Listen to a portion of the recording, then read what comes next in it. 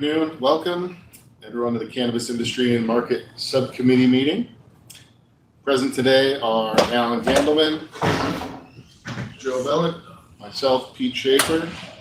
Also appearing remotely on the committee, we have Dan Kaufman-Burson from the Department of Labor, Armando Rosado, Kathleen DiCataldo, and Scott Weiner. Thank you, everybody. Recognizing that we have a majority of subcommittee members present, I'm pleased to call to order today's meeting. As always, this meeting will be recorded and the transcript will be available to the public on the Office of Cannabis Management website, cannabis.ny.gov. Live captioning in both English and Spanish is available for individuals viewing the live stream. Additional information on Cannabis Advisory Board meetings is available on the OCM website. Next slide. Somebody doing the slide. Oh, thank you, sir. Appreciate it. So today's meeting will include several different items. We'll start with a brief overview of the subcommittee's mission and purpose. Following that, we'll hear a detailed market analysis of the New York State cannabis industry. And we will conclude with a discussion related to licensing fees, seed to sale system updates, new regulations, and other discussions. So, next slide. All right, to begin with, let's briefly review the mission and purpose of this subcommittee. The subcommittee will provide guidance and recommendations on issues related to cannabis licensing, license application processes, cannabis licensing, banking, market stability, and cannabis industry development, i.e. cultivation, seed to sale systems, etc. Thank you again to the subcommittee members who were able to join us today in person and virtually.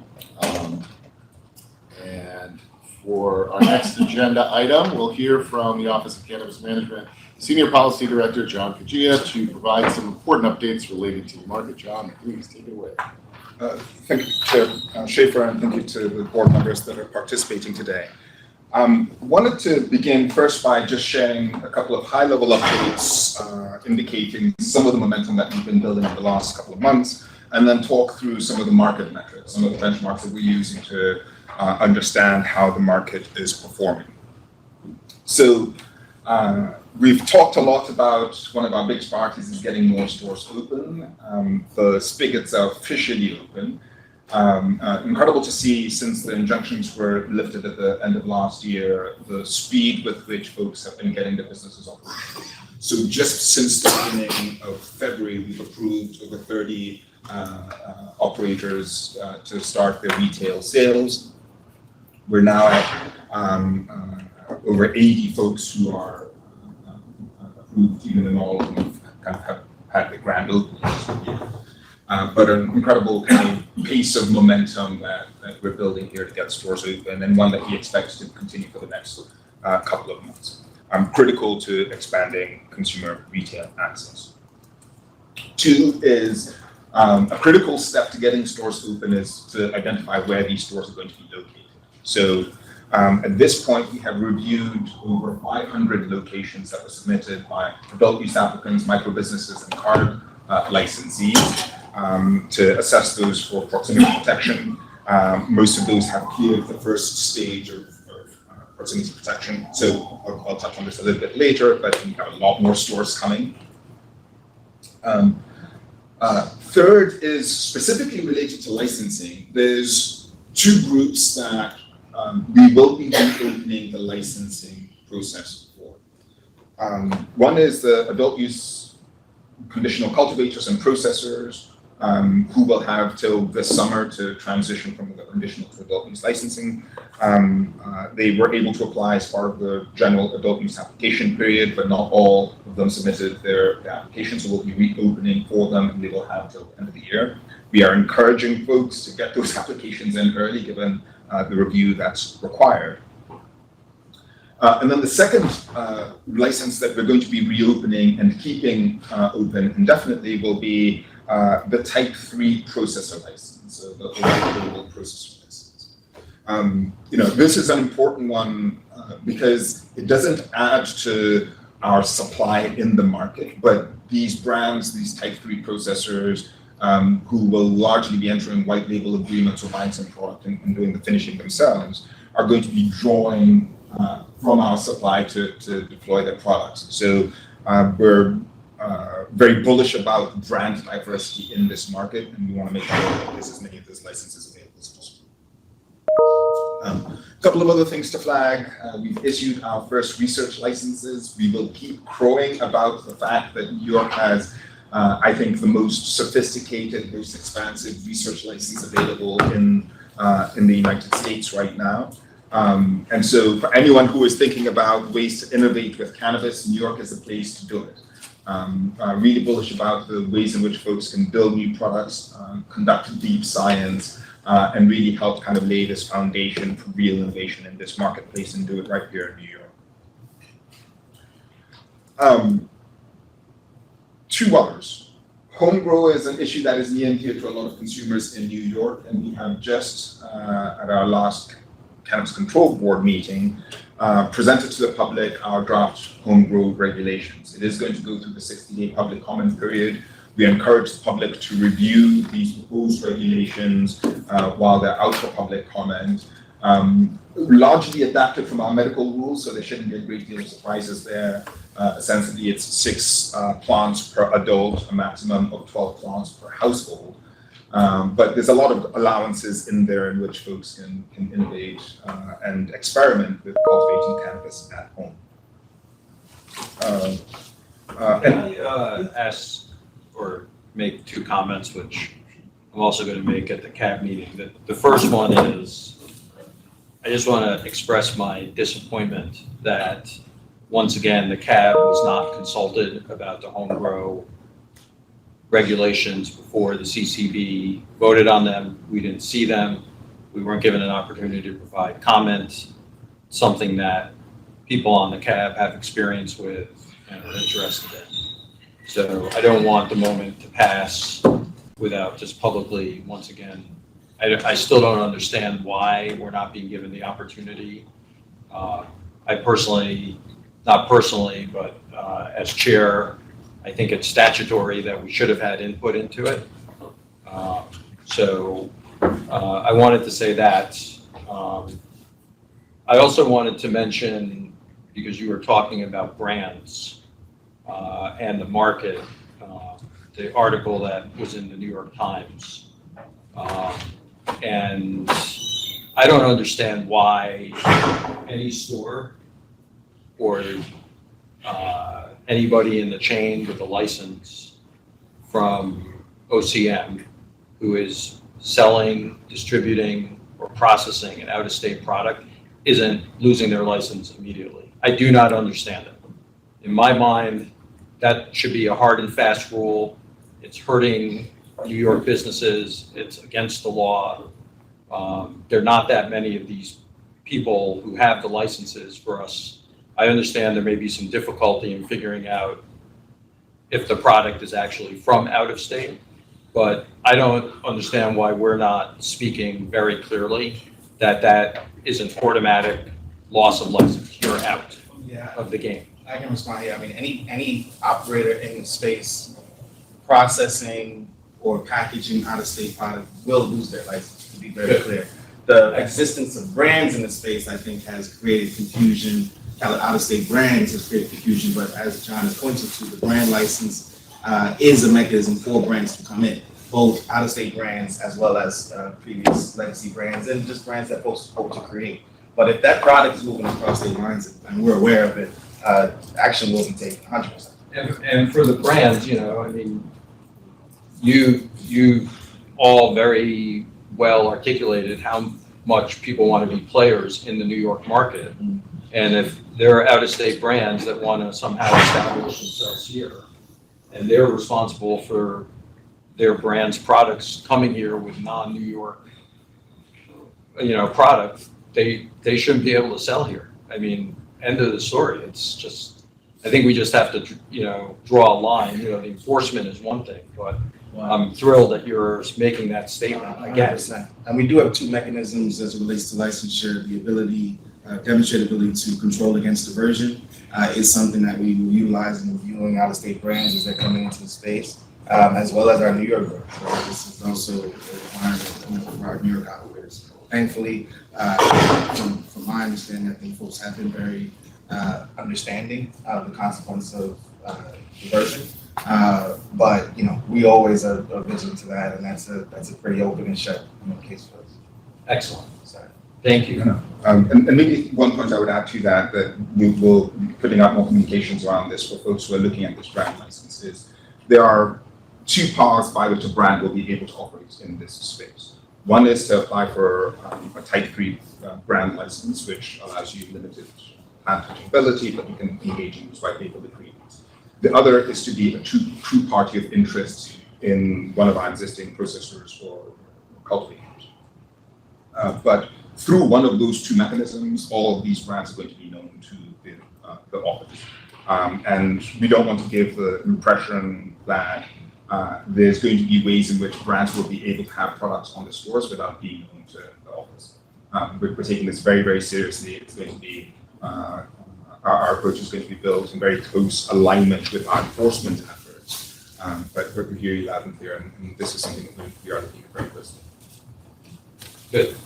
John, are you going to have more information on the Type 3 processor / white labeling license coming out soon? Because, as a processor who we co-manufacture for brands, we are definitely getting some pushback from some brands who don't want their own license. They don't want to be a license holder in New York State. And we don't really want them as a TPI in our license because we can't guarantee what they are doing. Because I'm going to make the assumption here that anyone who violates the PLMA regs, which we'll talk about later, now it's on their brand license and not on me as a processor. So I think that's kind of ties into what Joe is saying about what's happening in the marketplace right now. I think giving more communication about how that's going to look in terms of like an actual enforcement and compliance thing for these brands once they get that Type 3 and when the cutoff date is, because people will be dragging this out for as long as we let them drag it out for, right? So until there's hey, by this date, you either are a TPI or a Type 3, I think everyone's going to just wait till that last minute. So I just wanted to throw that out there. Like, that's kind of what we're experiencing, right? Yeah, so two things there. We actually live working on the guidance for this as we speak, with the goal of releasing the guidance before the application, but we're working on that. And two, I think there's a lot of sense in this being this transition on having the brands take a lane be determined by the time all of the AUCCs and CPs have transitioned. So that would be Okay. because you're all operating under a conditional model right now, which is a model where these brands have been able to work with you under agreements that may not necessarily either get them up to the TPI rate, which is meant they may not be fully visible to us. Right. As you transition, as the cultivators and processors transition to full licensure, then the agreements that they have are going to need to be reflective of this ecosystem, including having these brands be either TPIs or have their own license. Got it. And so the plan is right now, I'm just going to guess, is around June 1st, July 1st, right? When all of the conditionals have to transition because that bill kind of expires. That's like the sunset of it, The right? authority expires on the conditional license, but as it is now, it's just Oh, I know. Yeah. But that's kind of what I mean, like drop dead date for a brand. Yeah, like that's almost the line in the sand is when that bill expires, or am I not understanding the regs on that correct? Well, I think the authority to cease, the requirement to cease operations would be that date, but all of these other items need to be in order and disclosure is sent to the office. Yeah, that takes a That's while. the Okay. You definitely don't want to be receiving these in June 29th. Right. Yeah. No, I think it's an amazing thing to have that Type 3 license, like I'm 100%. I just think we will need to draw, like what Pete said, a line in the sand at some point in time this year, say, when every brand has to either be a TPI or a Type 3. My screen is says active speaker. I mean, with these brands, from other states and just what we're seeing here, that a lot of the upside in this market is in these brands. And it's where, the investors are looking at.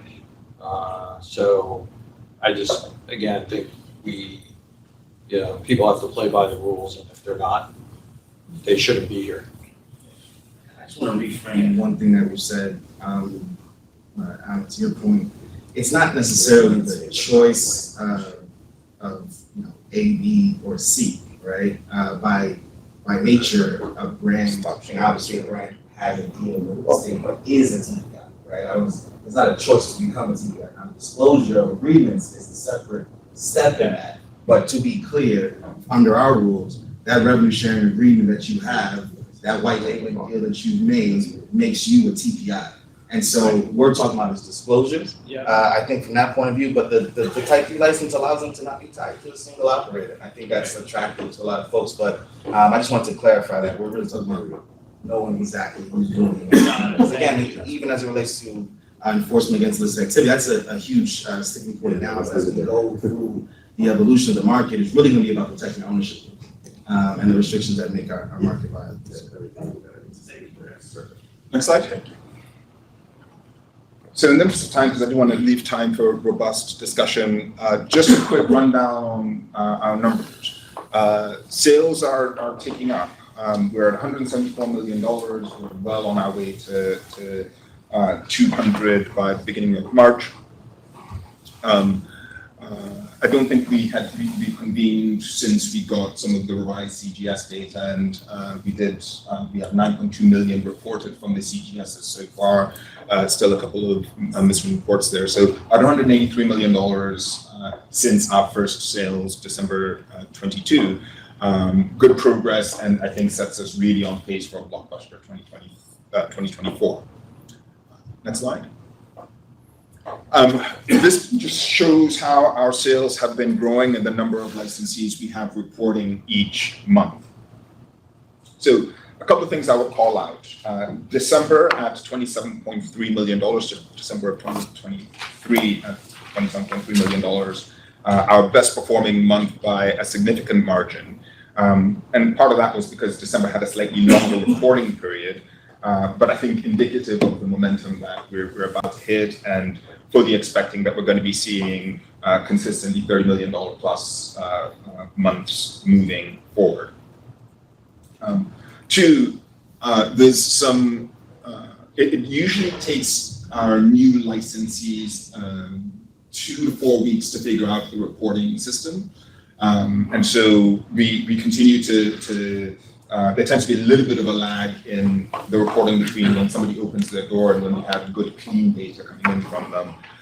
So I'm expecting January numbers to take up and expecting strong momentum moving forward. Next slide. We continue to see a really strong mix of both flower and non-flower products. So we are currently split. The green flower and pre-rolls are around 50% of our sales. Non-flower is the other half. Worth noting, our numbers are actually even more skewed toward value-added products than many other mature legal markets. Most other adult use markets are seeing 50 to 55% flower products. We're at 50, and that's coming down. Part of that is because we're moving a lot of units of these value-added products. Edibles, including beverages, are doing incredibly well. We're seeing a lot of kind of innovation around vapes, both in terms of the formulations of the vapes as well as the form factors. And I think that's been resonating with consumers.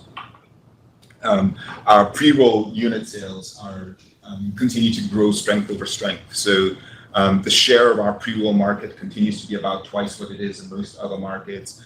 I did a bit of a drill down into looking at the pre-roll category specifically, and really amazed by the number of different kind of combinations and permutations that we have in there. So 4.3 million units sold is a lot of cannabis. It's a lot of cannabis products, but still the tip of the iceberg of what we're expecting to see this year. Next slide. This has gained quite a bit of traction, the amount of genetic diversity we are seeing in the state. When I first saw that we had nearly 600 strains in the market, I just assumed that can't be right, that there had to be double counting. So spent many a square-eyed night or cross-eyed night kind of looking through what had been submitted. And sure enough, there were a huge genetic diversity in this market. And I think that's partly what has drawn consumers to the legal market. So yes, the more popular strains, the ones that people are more familiar with, the Blue Dreams, the Pineapple Express, Super Lemon Haze, strains that were doing well in New York pre-legalization, continue to dominate. So the top 10 strains of those 600 have about a fifth of the market share. The top 20 have 30%. So it's definitely a bubble at the top of the most popular strains. But this idea of immense genetic diversity, I think, is going to be a core differentiator for the legal market, particularly as we look at differentiating against the unregulated market.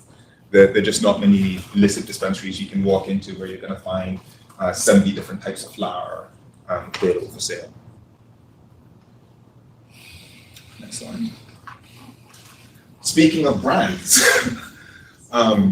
we already have strong and growing brand diversity. So 253 brands in the space, most being for flower, at 109, 107 pre-rolls. But what I thought, one of the things that stood out to me here is that while we have a large number of brands, and this is growing literally in every reporting cycle, every weeks of reports that we've seen at least 2 or 3 new brands added. Many of these brands are product specific. So 125 of our 253, so nearly half of our brands are only in one category. Roughly a third, 61, are in 2 categories. Why this is interesting to me is, one, we're seeing, to me, it's a bit of a reflection of brand specialization. There's quite a lot of brands here who aren't trying to be all things to all men and women. We only have 8 brands right now that are in 5 or more product categories. So an interesting lens into brand specialization. We'll see how long this is maintained as the market matures, but a good indicator of a vibrant and enriched ecosystem. We just need to make sure that the brand's operating in a compliant way. And maybe I'll close out the market update here with just a quick illustration of this scale of expansion we're about to see on the retail front, because this is really now the tip of our spear in terms of growing this market. So the next slide shows, this is the boroughs, Manhattan, Brooklyn, and Queens, shows the stores we currently have open. Next slide shows how many locations have been reviewed for consideration. These have received preliminary consideration, so I don't want this map to be viewed as final. But what I do want it to be is illustrative of how much consumer access is going to expand as we look ahead over the next few months. Next slide. Long Island and Staten Island. Up until very recently, we only have, we currently have two operational dispensaries in Long Island, Happy Days and Strain Stars.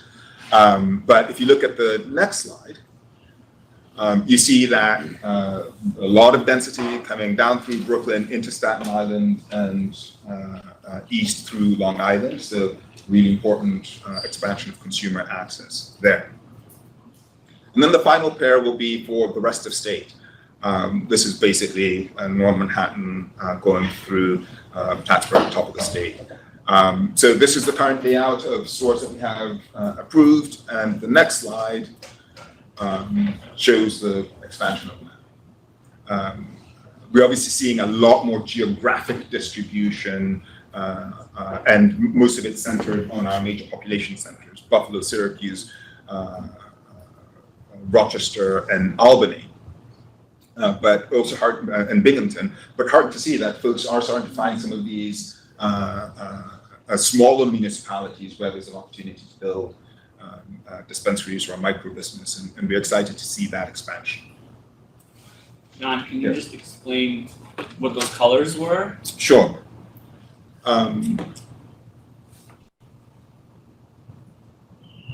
So, Legend on the side there. Oh, okay, I cannot The see yellow that here. are adult use retail, orange are card, green are Disney fun site. You may not be able to see them based on the way the colors is coded. Blue are medical dispensaries, and purple are micro businesses. Oh, wow. So we've Okay. reviewed a bit of everything. Those are all the ones that now have location protection or proximity protection. Those are the ones that have cleared the first pass to receive proximity protection. We're going to be finalizing this in the next week or so. Notifications have started to go out. We're getting these on the map. Wow, awesome, So, great. and I really want to just give a shout out to the locations review team who has been pulled from most every other team to support with this effort. Mission critical, but they've done a yeoman's job of working through hundreds of locations, and we still have hundreds more to go. Cool, thank you. Hey, John, So it's Dan. I'll pause. Yeah. Real quick question. Sorry, it's Dan from Department of Labor. Do you have a sense, I'm sure it varies based on location, the business, but at least for dispensaries, do you have a sense for timeline to actually open doors and become operational from kind of the approval step, the approval process they're at now? Does that make sense? It does. So I put that maybe into three broad categories. We have the card licensees, people who are already licensed, had made some progress in operationalizing their business, but got caught in the injunction. Most of those were pretty far along in getting their doors open. And part of the reason why we've had so much momentum over the last few weeks is those folks were ready to go and were able to get through the final steps in the process. There's, I'd say, maybe another 100 or so of folks who might be in that position to operationalize out of the cards based on locations that are close to moving forward. Then you have the November non-provisional applicants, people who applied for a final license with a proof of control over a retail location, either through a lease or a deed. We're seeing a lot of motivation, at least amongst a subset of those folks who essentially saying, as soon as we've got my proximity protection, it'll be turnkey. It'll be a few weeks for us to get our build outs done, but who are very, very motivated to get open. And then the third are folks who have a location but aren't quite yet ready. They're going to need time to mobilize the capital, or build up, do their design and site plans, go through the municipal construction process, etc. So across those three, over the next, say, 6 to 8 weeks, I think we're going to see a lot of these cards who've been standing by start to operationalize their stores. They will be closely followed by the non-provisional November applicant queue, who, at least the subset there, who are very motivated and ready to go. And then third will be the folks who have a location, have submitted it, receive protection, but might need a little more time to get their doors. Got it. Thank you.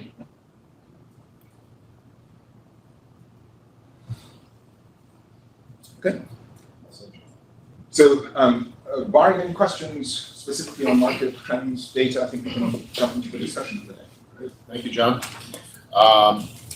We do have a few bullet points for discussion here. I think it makes most sense to maybe recap our last conversation. There's a couple bullet points we were just looking for updates on. One was in our last meeting, we proposed some changes or we didn't give specific changes, but we recommended a review of the existing licensing fees. And namely the skew of the fees for the outdoor licenses and trying to encourage those licenses. If you could give us an update on where we're at with that review and any potential changes. Yeah, so we actually took this one back. We've had a couple of conversations around how best to tackle this. And two thoughts. One, totally aligned that there may be an opportunity to refine the licensing structure, particularly to incentivize or to account for the production imbalance between outdoor and indoor. Given that we were already in process with the fee structure as it was, we wouldn't have been able to change it as part of this licensing round. But it's certainly something that we could look at and look at the future licensing rounds, both for the renewals as well as for the new licenses. But a point well made. Is there like, what would that look like to the future if we were to change? Is there a point where we can, It'll be a regulatory change, so we got. it's a regulatory change? Yeah. I think the plan was to come back to you when we got those regulations and discuss them, our proposal, Okay. at one of the board meetings, but given that it was just too late to, fix for the current pool, work on for the current pool, we have some time here. We'll definitely be working through this one. Okay. Yeah, I'm just gonna say that, I'm sure you guys are aware, but the people who were approved at the last CCB meeting are already getting emails with bills. Yeah. And I think, there's two things happening. I guess the one side is, if we're gonna talk about changes, can we pause those bills potentially? So people are not paying them and then gonna come back and ask for it. And then the other piece, which I think is a larger general political conversation, but I think it's really important we bring this up here because there is talk of some sort of recompense fund in the legislature. And one of the things that I think should be looked at is using that idea and potentially waiving those fees for the first year or two. I don't know what the total fees are in terms of like the actual budget. I'm gonna guess they've gotta be for all the AUCCs and AUCPs, I'm gonna guess around 10 million, but we don't know who's growing what. We haven't seen the licensing application breakdown. So, that might be a nice win for some, especially if the legislature's already looking at it. And I'm bringing this up now because we did just start getting bills, I think last week. So again, I know the bill it triggers really that final license and kind of that the final step of the transition. We'll take that back and have that conversation. I'm definitely aware of the conversation, but for us, it's kind of built into the process right now, so we have to make some adjustments to consider that type of thing. The control board does have the authority and ability to waive certain fees, but that is something that needs to be we gotta discuss that, but I think it's good to come from CAB that it's not something that's helpful. Yeah, I think so, and I think it'd be a nice win, I guess, across multiple sides. Yeah. I wish the system wasn't built the way it was built before. Totally. It's murky, to say the least. I mean, and we're hearing anecdotes from other people in the field too that some of the bills that came in, the algorithm, something's wrong with the algorithm where the folks being charged for the base rate only, where they may have applied and been approved for, the ranges of 5,000 to 12,500, and bills are going out for just the base. So people are nervous. That would make sense if they were charged what they were supposed to get charged. The fear is that they were approved for a larger square footage if they've only paid for this. They only grow this. Yeah. Right? So that's the concern, that they may then be held out of compliance if they only pay for this, but there's no mechanism to. If you have any of those, please flag them to us. Yeah. We don't, obviously there's always gonna be some kinks in the system, but definitely make sure nobody's getting. The language is very, very tricky and murky. And you have to do the math for every single license, I can only imagine. But another anecdote was for those who were awarded a distributor license with a processing license, they're supposed to do a different fee. That was also another issue. So we definitely seen a couple of these issues and are working with the ITS system on the back end. As you noted, the algorithm of calculating this was complicated, but we've seen this in the ITS system as well. Thank you. Thanks for the update. The next is we broached the subject of CGS and event permits last time. Is there any movement there? Any updates to share? Yeah, so we had our last CGS December 31st, 23, and literally spent much of January doing a post-CGS synopsis, working with all of the teams that had touched this program to try and learn the lessons learned and try and figure out how to optimize the future events permit. Quite a lot of lessons learned coming from the CGS program. And there's several pillars that we have been thinking about as we work on building this events permit. One is operational efficiency. At one point, we had up to 20 people working on the CGSs because of how manual a process it was. So the combination of very robust application documents being submitted, very robust product selections that you have to go and manually review to make sure everything was tested, everything was compliant, everything had a COA, reviewing of the staffing plans. Like it was a very, very resource intensive process. And that was with a dozen licensees doing this. We're talking about 200-300 licensees or retailers operating in event permits on a regular basis. There's no way that program would have been sustainable. So first is kind of thinking about operational efficiency. Second is the continued priorities around public health and public safety.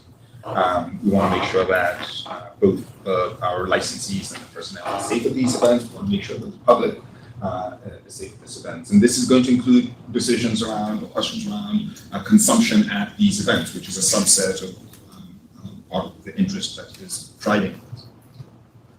And then third is inventory management. Every time a CGS operator had to add or remove a product, they had to contact us, submit it. It just, it's not good. It worked, and we were very grateful for the partnership that we had with the licensees during that process. But doing this without the seed to sale program in place is going to be challenging. So the two key elements we're working through right now is what does this look like based off on all of the lessons learned coming out of the CESs? And then two, can this be done before seed to sale is in place, or do we actually need to wait until the seed to sale program is in place just for the operational efficiency to grant to both the licensees and to us as the regulator? So we have a lot of big brains kind of working through all of this right now. We are still deeply committed to getting an event permit done in the first half of this year. But as they often say, cannabis, the devil is in the details, and certainly a lot of details to work on. Yeah, I just wanted, if I can, just say huge thank you to our compliance, our policy, our licensing teams, everybody who's hands-on with making the CGS work.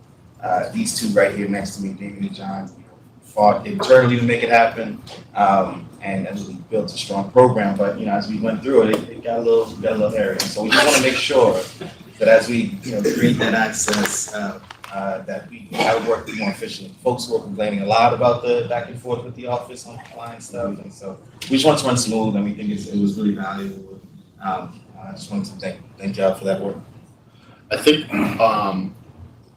what the market misses most, I'm speculating, assuming based on scuttlebutt, right? But I think what the market misses most is the ability to have some direct interaction with the consumer. It's tricky because we have a two-tier system, and it exists for a reason, and we all understand it and appreciate and respect it. But one thing that was a real positive that came out of the CGS was the ability to communicate product, brand, farm, wherever you're processing something, whatever it might have been. So as you think about, it sounds like the event permit, event license, or whatever we'll call it, is still pretty far down the road, but maybe a potential interim opportunity would be to create a mechanism to reopen those lines of communication. Maybe absent from the inventory and compliance nightmares that we dealt with CGS, but to bridge the gap until those event licenses come. I'm just shooting from the hip here, but I think that was a piece that people are missing, and we're, I think people in the market are unclear on what they can and cannot do. So that education piece was valuable, and if there's a way to segue into that, that might be. You may have something to say on that, Alan. I just wanted to throw that out there. No, I think it's like a Venn diagram, because that touches the seed to sale system and the PLMA regs, because we can't, brands, farms can't do that education because it's against the PLMA regs. So I do think we have to figure that part out because it was so valuable. And what we don't want to happen in the marketplace is no education, limited bud tender sampling program, which that's also part of the PLMA. It's very strict. And what we're concerned about is then it becomes a race for price and potency, where you just go online and you're just like the most amount of THC for the cheapest amount of dollar, because now there's not a lot of other value built in from the bud tenders' perspective, because like they haven't tried the products, because we were only allowed to give out those samples the one time before they were bringing on that SKU, and those bud tenders quit, and now there's a whole new bud tenders, and you're just like, well, I don't know these people. They don't know who we are as a farm or as a company. So that's part of that PLMA thing. And then you have the education direct to consumer. However that's done, whether it's in store, whether it's in events, but I mean, we do need to figure that out. I will say that this is the hallmark of the microbusiness license. It is. And with their limited scale, one of their advantages is that closeness to the consumer. And so just being aware of that that's their advantage over the scale that the larger growers have and the ability to white label, which the micros don't have. And ultimately we do want a license in this round, hundreds of micros, including the AUCC's transitioning. But I do hear that I thought that was probably one of the most valuable outlets of the CGS program was the consumers talking about how awesome it was to meet the farmers who grew their weed. I'd love to just get some input from Nicole, who's our director of health and safety. Obviously CGS had to flow through her team. Nicole, any? Yeah, Nicole. Hi. Sorry, I'm here. Waiting for that mute button. Go on camera here. Hi, good afternoon, everyone. As it relates to the CGS events, it was definitely a great program, and we were excited to help support that program, in conjunction with, the hard work that Damien and John and team did to get that rolled out. We are excited for, the next phase of CGS. One of the key components that really is critical relates to the inventory tracking component and making sure that reporting related to those CGS events does come back to the office. In addition to some of the metrics that you see that John produces, there are implications to other partner agencies such as tax and finance, as well as in the event of a recall, if there were ever a product issue that created a major risk to health and safety, having that traceability data is critical. So those are a couple of things that are important as we look at sort of a CGS phase 2 amongst other items to help streamline the process, as I know John already spoke to as it relates to the effort required to make it.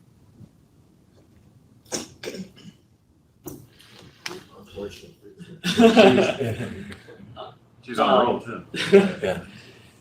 So then, really then we're talking about seed to sale as kind of the core pillar of potentially an event permit and even some PLMA changes. We did get an email about BioTrack recently. Yeah, last week. And so is there an operational timeline that you guys have, or is there kind of a best estimate timeline that kind of triggers some of this other stuff? Yeah, so we're Oh, she's back. Welcome back. Nicole, you want to take? you want to take the backtrack question? Oh yeah, I'm back, and I'm so sorry. My internet here at the office keeps freezing, so I'm not sure how much you caught from my statement earlier. As it relates to BioTrack, we have been working closely with them. Our IT team has been doing some testing, so we need to make sure that all of that testing is successful before we can roll out that application programming interface, which is what the software vendors that the licensees use will need to connect to submit that data. So we were anticipating to have that available to licensees sometime in March. And the directive that was provided via email was that licensees would need to have their seed to sale software system within 60 days of that API becoming available. However, we do understand that there will be a time frame that licensees need after procuring that software to be able to integrate with the API. So it's sort of a two-phased approach. Part one is having the software once the API becomes available, and then part two is connecting to the API. And then just one more comment, because Damien, you bring up a great point on the micro business. So I just want to make sure I understood this part correctly as it relates to the PLMA. the micro businesses have a great advantage because it's like craft beer, where they can have their brand, they can grow, they can have their brand, and they can talk to their customers at their retail. So that's definitely applying for micro business. With retail, I think, I'm going to assume there's a lot of micro businesses that are not doing retail and they kind of want that craft grow. Yep. Were you implying that the people with micros with craft grow with no retail can do more education in the stores? No. Or they're still going to be subject to the same current PLMA regs? No, in that retail authorization, I mean, this is the exciting thing about the micros. We don't know where people are going to go with this. Okay. In the case where there is a micro without retail currently, they can always add that, and they can even do it where they're selling 1 day a week from their, where they're growing, and then sell to other retailers. And so there always is that opportunity to do more local engagement with their brand. But in reality, what they would have is they would have a craft section of a dispensary. Tier 1 cultivators and micros. Eventually, the idea is that they can use the craft designation. Dispensaries can designate shelf space to craft growers, which would just allow for more like interaction with the brand itself from the consumer's perspective. I see. Got it. Okay, that's what you meant. Okay. Since we're on micros, Damon, maybe you could speak to, there's some confusion amongst AUCCs transitioning to a micro. Can you help?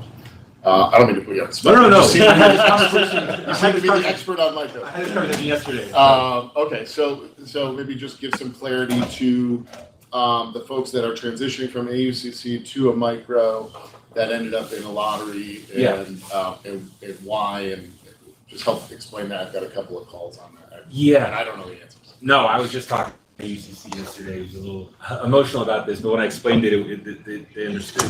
So what happened is ultimately all the micro AUCCs transitioned to micro went into the queue for proximity protection. And even the micros that didn't have the retail authorization with it also went into that group.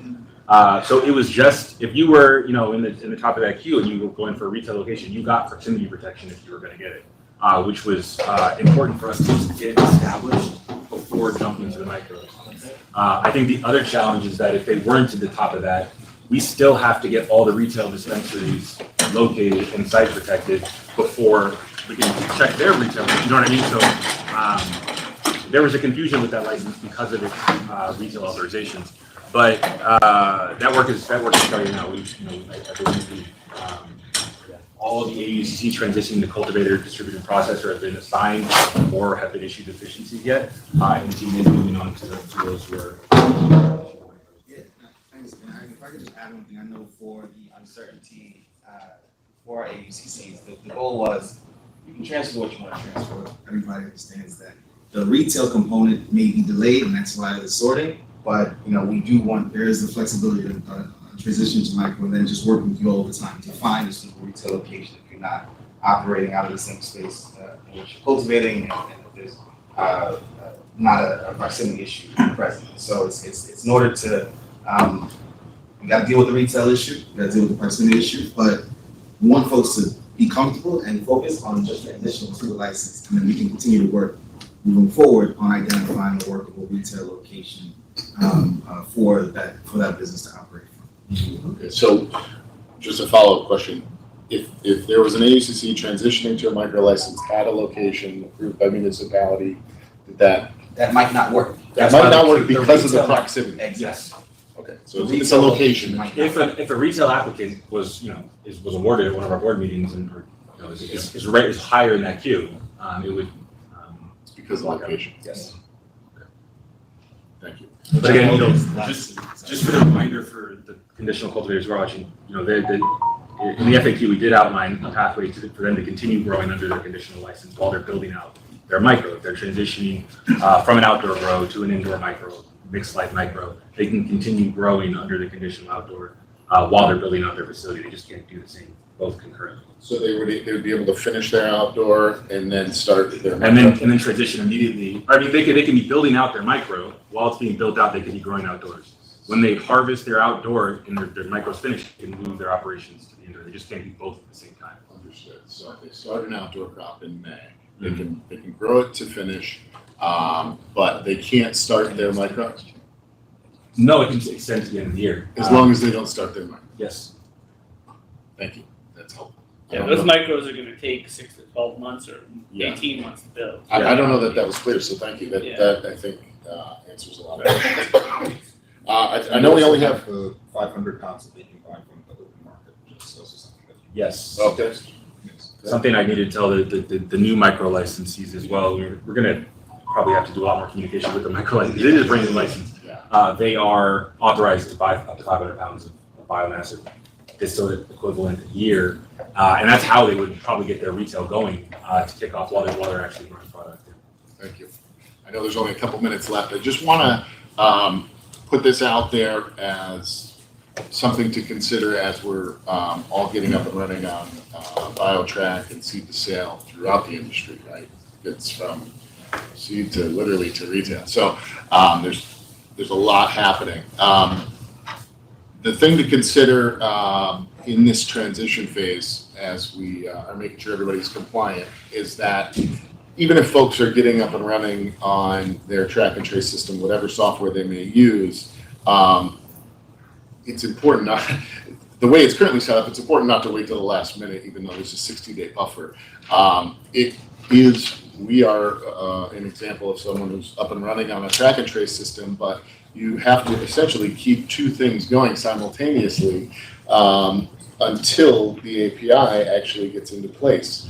Because there are many things missing from the track and trace systems and everybody's using different ones in the marketplace. So I just want to encourage anybody who hasn't already made this decision. I want to ask for some flexibility from the OCM, because folks are really living in two worlds, keeping their existing track and trace system and trying to become compliant on the new one. But there are so many answers to the questions that the answer to many question is it won't work until it goes live. It won't work until it goes live.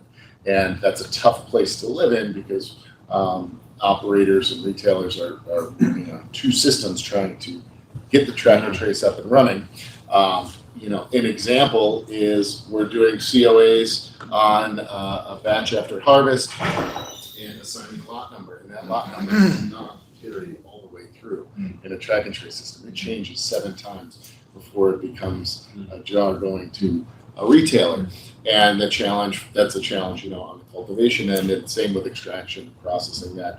A bulk oil will change lot numbers multiple times. There's no way for the consumer to track it back to the COA until it goes live, right? So a lot of these questions that we're searching for answers on and trying to streamline, there are no answers. It is, I agree about the 60-day window. I just want to throw it out there. And I also encourage people to start sooner than later. Quick plug on that is that March 5th, Brian Farmer and I will start the OCM Chip Academy for transitioning cultivators and new licensees as well. We're going to go over integration with BioTrack. We're going to go over track and trace. So that starts March 5th.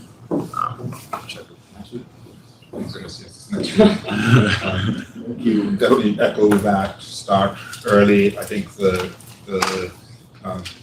experience we've had, even with the current reporting templates that we've produced, where it's taking folks several weeks to get it done, are just the tip of the iceberg on what we're going to face with BioTrack. So work closely with the vendors who you've picked to support or to be a solution provider here. Many of them have done this in other states. Many of them understand some of the key things that trip people up. It's sometimes easier to have somebody on the phone rather than having your staff person going down the rabbit hole, banging their head against the wall. But yeah, start early as far as possible, particularly engaging the vendors that are going to be supporting you through this process. In the interest of time, I'm going to kick it to Joe for a quick comment. I wanted to thank Pete Schaefer and Alan Gandleman for all the time that they're putting into this subcommittee. And I want to say to my friends and colleagues on the Cannabis Control Board, the 5 members of that board, the fact that you're not consulting Pete and Alan and the other people on the CAB about the regulations and things you're doing, if this meeting doesn't demonstrate the level of knowledge that these people have about the intricacies of the market and how things are playing out, it's a real shame. It's a real shame, and you're missing out the CCB, they're missing out on the input of Peter and Alan and the other members of the CAB. So I really hope going forward they get the message that consultation and input is only going to lead to better results. All right, thank you everyone for sharing your time and thoughts with us today. This concludes our business today. May I please have a motion to adjourn this meeting? Motion.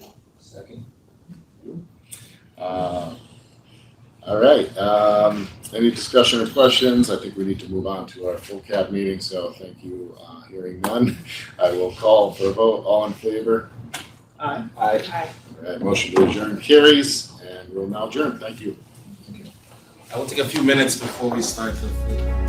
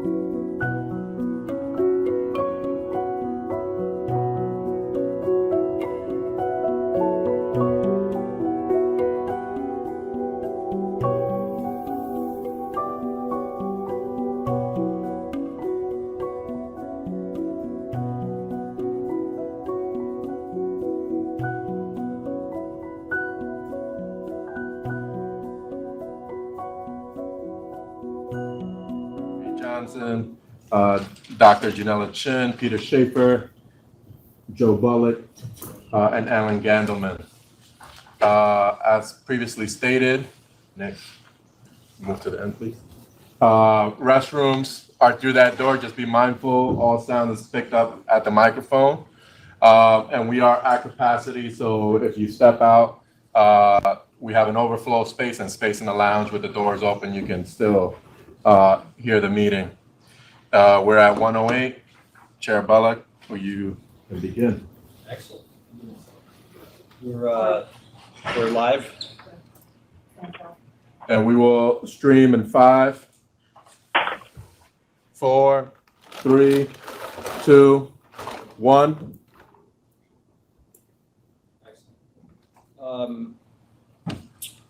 Good morning or good afternoon, everyone. My name is Joe Bellick. I'm chair of the New York State Cannabis Advisory Board. We're joined here in person by Vice Chair Dr. Janella Chin, members of the Cannabis Advisory Board, Alan Gandelman, Gary Johnson, and Pete Schaefer. And is Patrick Foster here? Not yet. Not yet. Okay. And we are being joined remotely by Nikki Cateman, Chandra Redfern, Kathleen Decado, Suzanne Miles, Gustav Armando Rosado, and Dan Kaufman Person, and I believe Ebro Dart, who is also the webcast. Okay, we have a majority of the subcommittee members present. I'd like to call today's meeting to order. As always, this meeting will be recorded and the transcript will be available at cannabis.ny.gov, which is the website of the Office of Cannabis Management.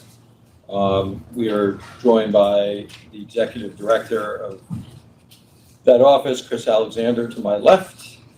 Live captioning in both English and Spanish will be available for individuals viewing the live stream. And as always, you can go to the OCM website to get information about the Cannabis Advisory Board. Today, we're going to get some updates first from our Cannabis Industry and Market Subcommittee, which just met. We'll then hear a report from the Executive Director of OCM, followed by updates from our Chief Equity Officer and an update on what's going on in the industry and market. And we will conclude with a discussion from members of the board.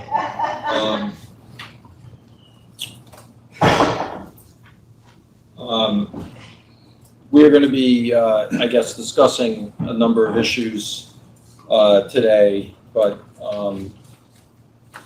let me just provide a couple of updates and comments about the role of the Cannabis Advisory Board. The first is I continue to work with OCM and Chris to increase the capacity of the advisory board. We now have authority to hire a full-time staff person. I don't know if the job's been posted yet, but it will be shortly. And this will continue to increase our ability to provide input to the Cannabis Control Board and our independence in working with OCM. I want to say again what I said at the Cannabis Control, at the subcommittee meeting that just preceded this. It remains a huge disappointment to me that the Cannabis Control Board is not regularly seeking the input of the CAB on its regulations and activities. The most recent example is the regulations regarding home growing, which were not provided to us prior to being voted on. We had no ability to comment on them. And for those who watched the subcommittee meeting on industry and markets that Pete Schaefer is going to update you on, the level of knowledge that exists among CAB members is significant and deep. It's a real shame that we're not being allowed to fulfill our statutory function. So I remain hopeful that as we move forward, there'll be more activity that the CCB will reach out to us as they're required to, that having a full-time staff person will help us. But I think the whole industry could really benefit by the expertise that exists on the cab. The other thing I wanted to mention just at the outset, because it came up in the industry and subcommittee that we just had, is the recent press about out-of-state products coming into New York and finding its way not only into the illegal dispensaries, which should not be patronized by people, but also potentially into some of the licensees. And on behalf of the CAB and confirmed by Chris Alexander, our view is if you are selling products that you shouldn't be, that are coming from out of state, you should lose your license. No ifs, no buts, no ands. It's the position of the CAB, and I'm glad to hear it's the position of OCM, that just should not be happening. There are too many New York businesses across the spectrum that have fought hard to be involved in this market, and they deserve to not have to compete with out-of-state product flowing into the dispensaries in whatever way it's happening. So with that, I'm going to turn it over to Pete Schaefer. Thank you, Joe. You're welcome. Just a recap of the Industry and Market Subcommittee meeting that we had prior to this. We received a great update from John on the current state of the market. I'm sure we'll hear more in this meeting. Some other items we covered in discussion, some follow-up from our last subcommittee meeting were the discussion of licensing fees and the advisory board's recommendation that license fee structure be reviewed again and with consideration of how much product a producer can actually make in over the course of a year. So we've asked to continue that conversation, continue that review. We asked for an update on the event permits and requested there be a pathway to the event permits, and we highlighted the real positives that came out of the CGS program, where producers were able to interact directly with the public, and asked that we try to find a mechanism to be able to continue to do that. We really feel that was a huge positive from the CGSs that are no longer allowed. We had brief discussions about the PLMA regs in talking about event permits as well. Some of the things we talked about were trying to answer some questions that are coming from the market about AUCCs transitioning to micro licenses, as well as a brief discussion about the seed to sale track and trace programs that are being implemented here in the near future. I think that was it. Just a good recap. You're welcome. Now we're going to get an update from our executive director, Chris Alexander. An optimistic update. Very much so. But I have said this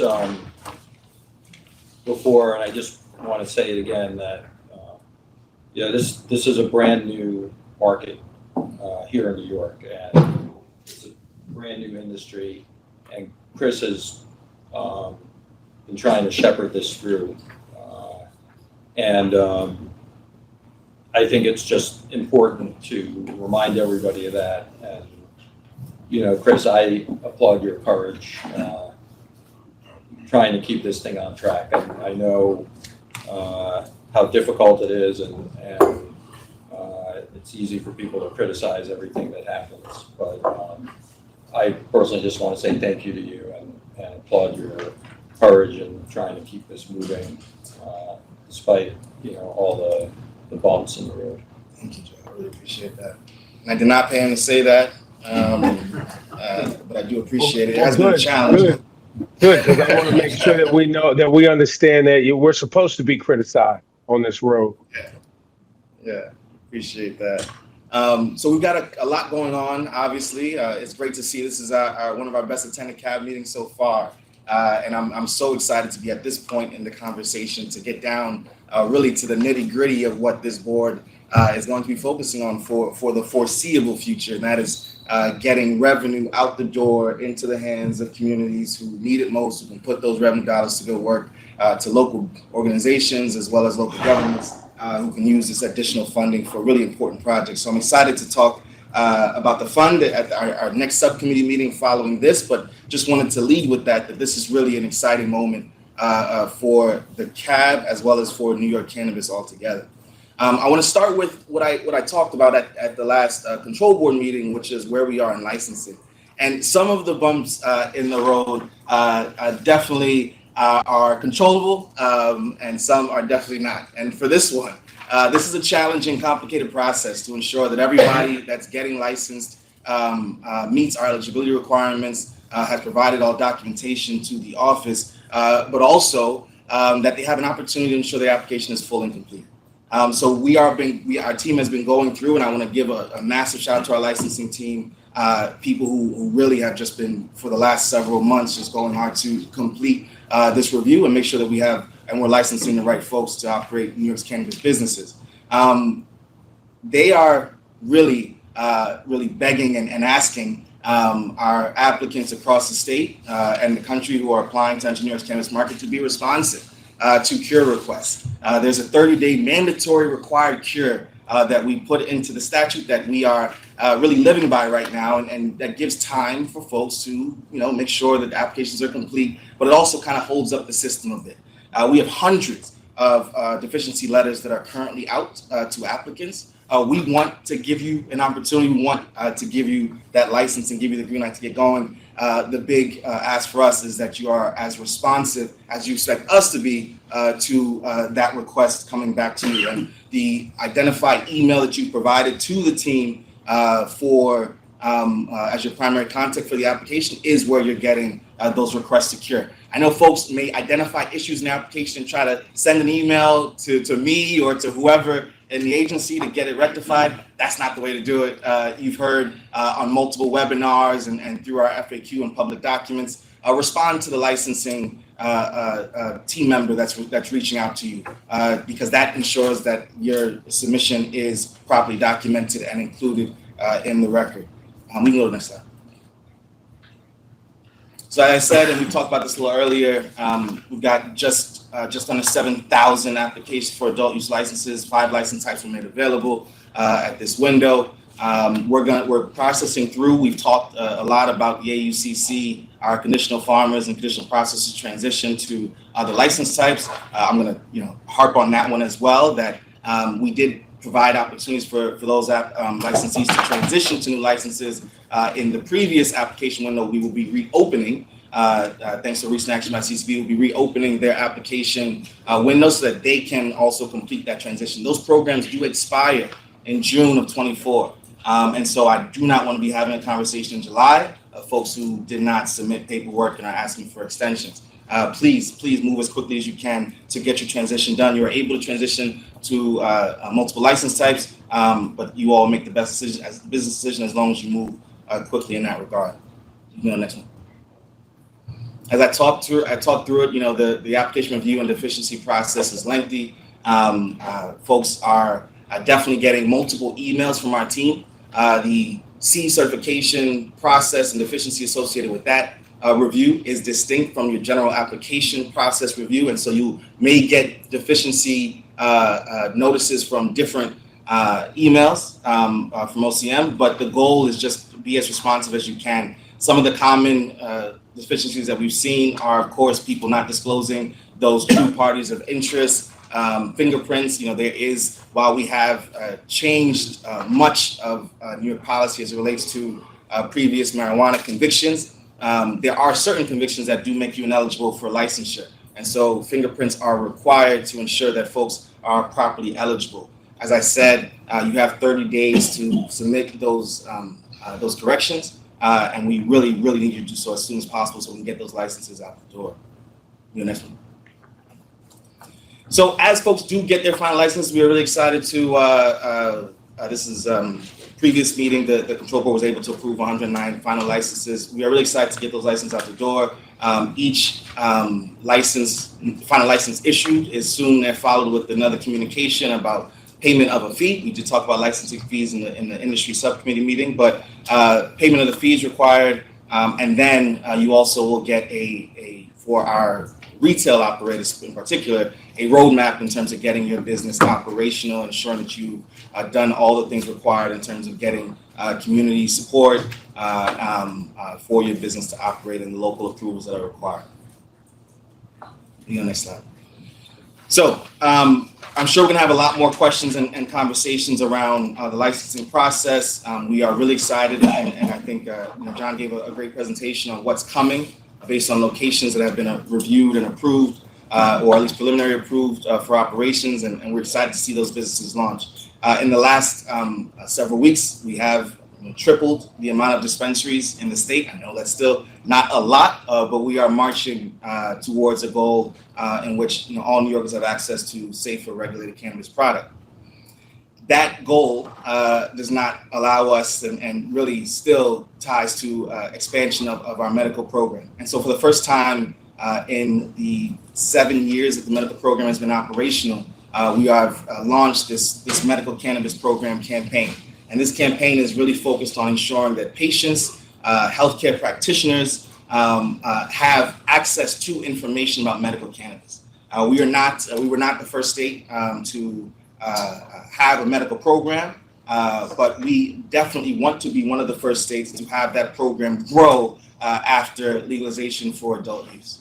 And so I just wanted to draw attention to folks, while we're still working through this licensing effort, while we're still trying to get the industry off the ground and ensure operators have everything they need to succeed, we are also driving public education, ensuring that people who could benefit from medicinal cannabis do have all the information they need to access those resources. And so I want to just put everybody's attention on the screen. We have 3 of our people involved in our medical program, a doctor, a patient, and a pharmacist, who have been gracious enough to give the office and the state their time to help spread the word.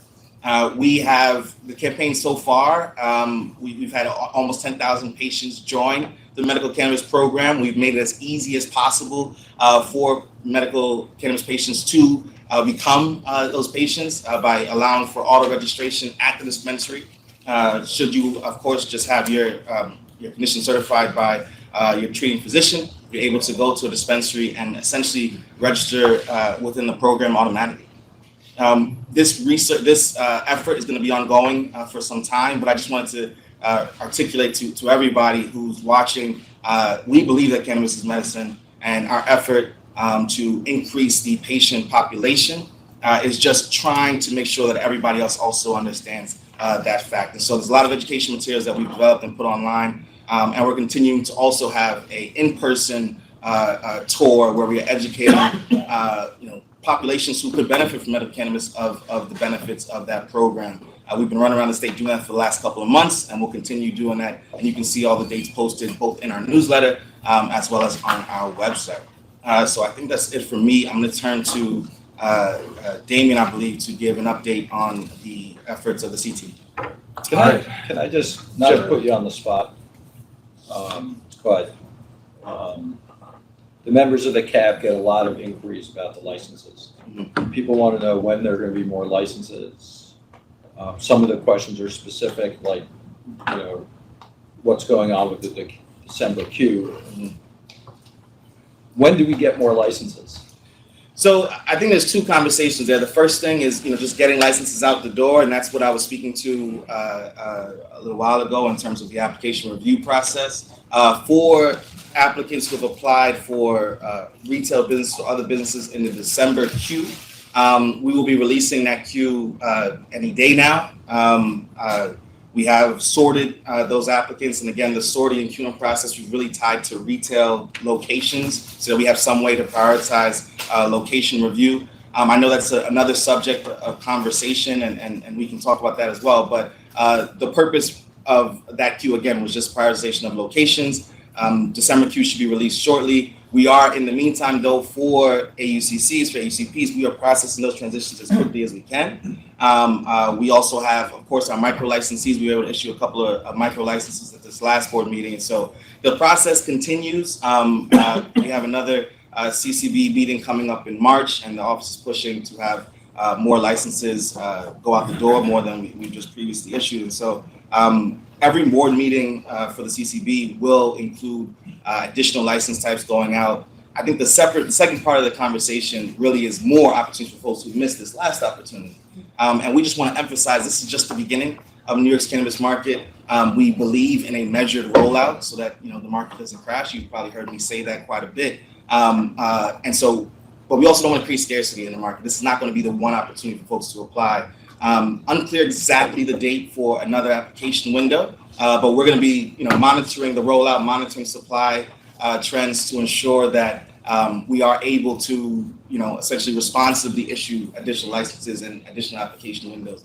But the first goal, of course, is getting all these licenses out the door, and that's what the team is focused on right now. I mean, I just want to say that, I hear from a lot of people. One of these is something I raised with you, Chris, but I have a home in Woodstock, New York, and there's a potential licensee there who applied. They've been paying rent on a location.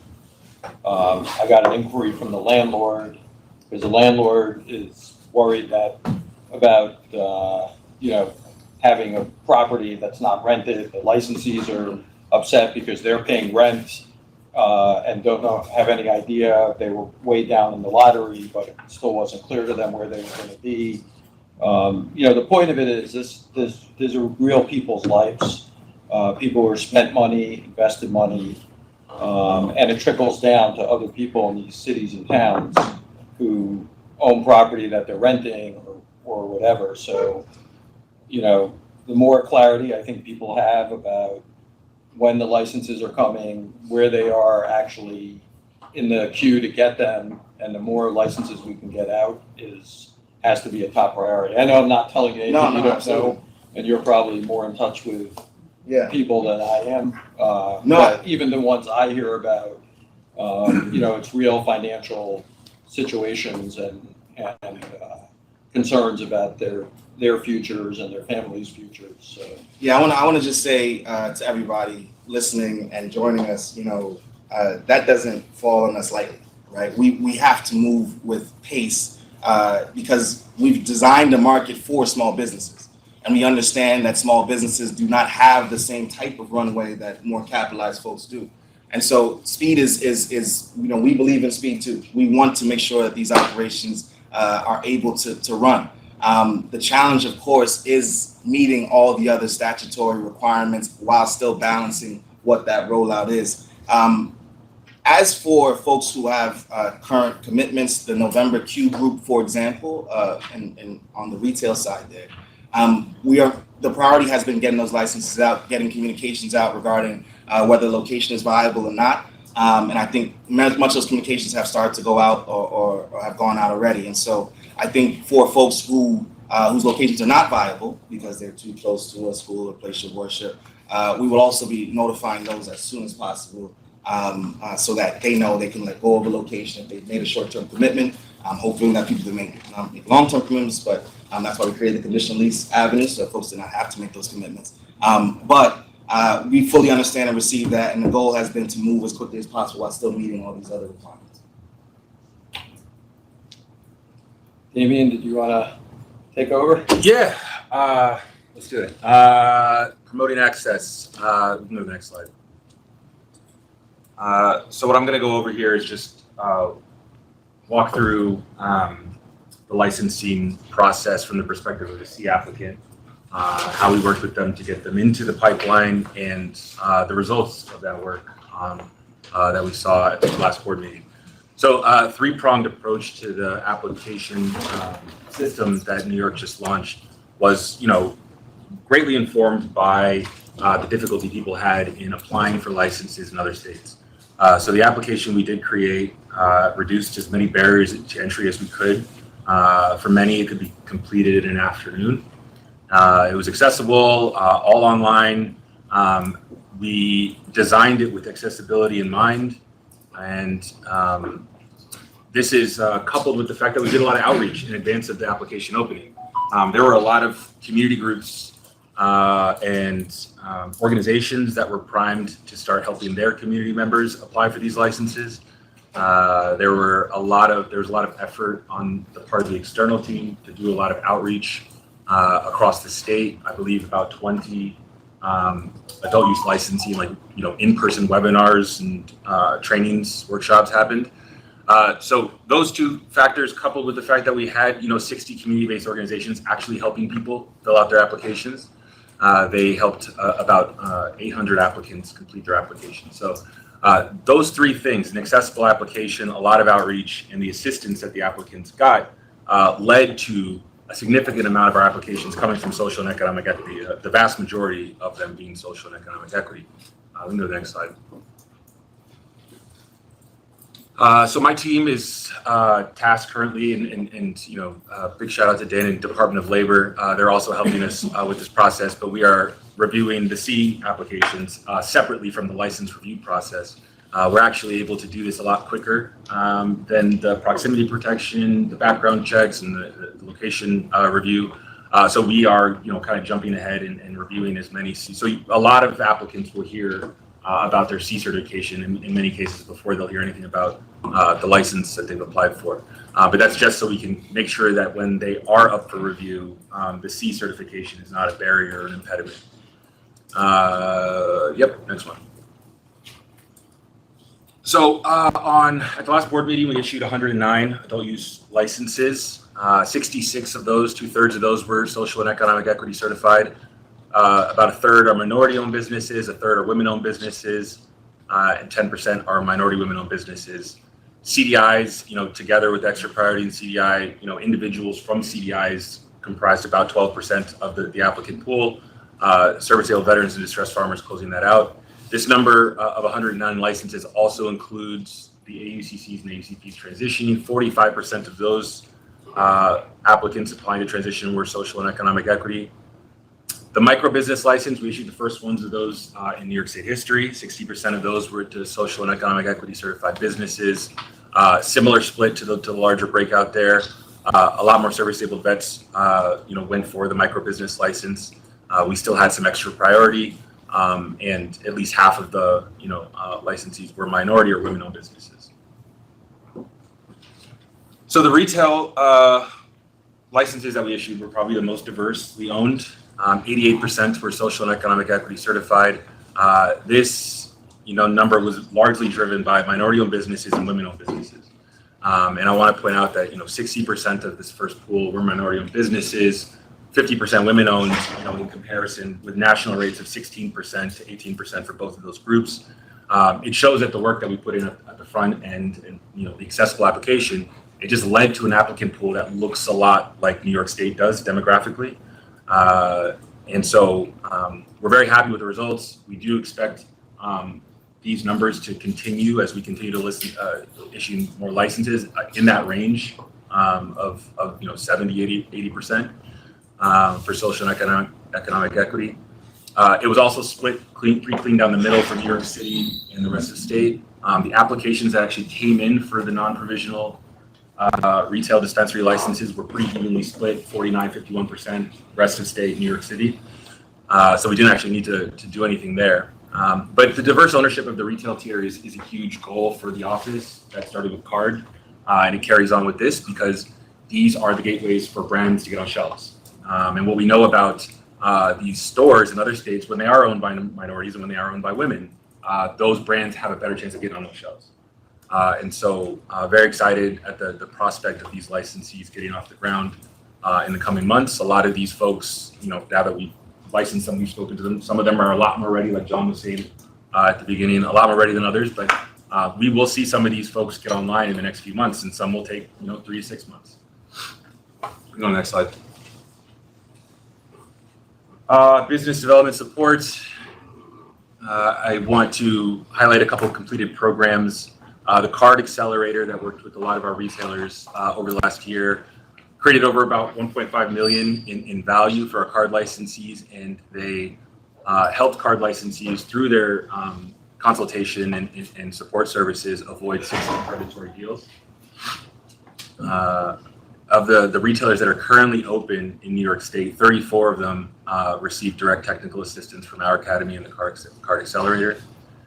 Last board meeting was also the culmination of our CCTM program. 13 graduates from that program were given micro business licenses on February 16th. 9 of those licenses went to people who applied with legacy cannabis experience, processing and cultivation. 4 of them were service-disabled veterans upstate. We expect a lot more of these CCTM folks to be coming in subsequent board meetings as well. But this is the key to the market that we want to build, a small batch craft cannabis market with farmers and legacy growers at the center of it. Especially, in the sense of, the hemp farmers representing a lot of the values and traditions of agricultural New York, legacy growers representing similar traditions in cities where they've been growing cannabis for decades. And so we're excited to get their talent into the market as soon as possible. A lot of those guys have already, especially the service-disabled vets, have already started their build-outs for their indoor grows. And so for consumers as well, this is a very exciting prospect because these legacy growers will be bringing in a lot of strains that they're already familiar with from the legacy market, as well as the ability to grow indoors for the craft cannabis that a lot of consumers prefer. Go to the next one. Just a flag, I mentioned this earlier, that there is an upcoming program. This is a carry-on from what we were providing starting in October to the transitioning farmers, which is just compliance training, helping them figure out how to do this transition, the upcoming paperwork, everything to do with distressed farmer certification, minimal processing, GMP, as well as track and trace. We're going to extend this now out through May. And so starting next week, all of our new licensees, the transitioning AUCCs, can start attending these classes that are going to be hosted by SUNY Morrisville. We will record all of them, and they'll live in the SUNY Morrisville online training platform for all subsequent licensees to rewatch in the coming year. There's about 30 to 40 trainings sessions that are going to happen, primarily done by Brian Farmer, but also with a lot of guest lecturers as well, covering a range of compliance issues. And so this will be rewatchable for everyone who gets licensed throughout the year. It's meant to live there as sort of a compliance guide for whatever someone might need to look up, whether it be minimal processing or GMP certification. We'll have a 2-hour session there that walks them through that process. Next slide. Briefly, just going to touch on workforce development. I also want to give a huge shout out here again to DOL for all their work on this. As we see the dispensaries opening their door and farmers and processors anticipating more stores opening, we are seeing an uptick in hiring and opportunity being created across the state. So estimates now 3,500 to 4,500 full-time employment opportunities have been created. This in contrast to the 60,000 jobs that we anticipate creating over the next 5 years shows that we've got a lot of work left to do. But I do just want to highlight some of the developments here thus far. The SUNY Cannabis Task Force has had a lot of success in ensuring that cannabis there are educational opportunities at SUNY schools, SUNY campuses across the state. 15 SUNY campuses are now offering courses related to cannabis or hemp. And the office will continue to work with that task force to ensure that this carries forward. Lastly, I do want to highlight this program because it's something that our academy kind of piloted last year, and we definitely want to continue to explore. Bud tender training. Bud tender training is, and I try to do my best at dispensary openings to talk to the bud tenders because they are the primary drivers of this market. Consumers talk to bud tenders. Every purchase is made through a bud tender. And so whatever the bud tender knows about cannabis or the products on their shelves influences the direction this market goes in. And what we don't want a market where bud tenders are just randomly recommending products. We want them to actually understand what it is they're selling, when a consumer asks them what they're looking for, they're able to clearly match that with the products on their shelves. And the success we've seen from this pilot alone indicates that bud tender training will pay for itself in the revenue it generates. The average basket size from bud tenders that were trained by our academy went up about 40%, $80 to $110, because they're able to speak more fluently about the products. Consumers get more excited, they buy more products. And so we will be, trying to incorporate that again and bring that back to our new retailers in the coming year. And that's it for me.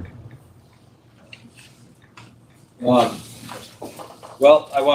since I serve on the SUNY Board of Trustees and had encouraged our Chancellor John King to set up the SUNY Task Force, I just want to give an extra shout out to SUNY and their commitment to helping train workers in the industry. It's a real commitment, and I'm thankful to the governor for giving money to 3 of the campuses to help with those credentialing programs. But I think there's a great partnership developing between OCM and SUNY and the campuses. It's been there for a while, but I think it's more organized now. If you haven't been to one of these openings and met the folks who are working there, not just the founders and owners, but the staff, they're really great people and they're really joyful events. So I encourage people to go if they haven't. Can I just ask you one question about the brands? What is the current rule or regulation with respect to the ROs having to carry certain brands from smaller producers? Yeah, so there isn't a specification on the size of the producers they can carry. So it's just 50% of their shelf space is designated for not their brands. So it could be from other large producers, small producers. In a lot of ways, I think what we're seeing is that they're carrying popular brands that consumers are buying in the other adult use dispensaries. But it's just 50% is not produced or branded by them. And we're enforcing that in some way. I mean, it's a compliance requirement. These guys just transitioned to the adult use market. They've been waiting for this for many years. I assume they're keeping their. I believe we have 4 medical, 4 of our previous medical operators have co-located or opened up retail, an adult use retail footprint. Obviously, the same compliance requirements in terms of knowing inventory, product shelves is in place. So boom. Yeah, I would say on the questions that I get as chair of the CAB, that's on the top 5 playlist of what's going on with the brands at the RO. So I think it's something we should stay on top of and make sure that they're in compliance with that. Absolutely. From a physician's perspective, when I have patients contact me and they are going to ROs, there are a lot more local brands than a few years ago. That's good to hear. Significant. Absolutely. Yeah. All right. And for the market update, I'll get through this quickly because I know we're sensitive to time, but I will pick up on the point that Damien has just closed with, which is the bud tender training. Because I think it provides some context for the moment which we're currently in as a market. Most of our consumers are transitioning from the unregulated market into the legal. So while they may have a general orientation for the taste of products that they like, they may know that they're primarily a flower consumer, or they like pre-rolls, or they like concentrates or edibles. We're still very early in the brand discovery process, in the idealized product discovery process.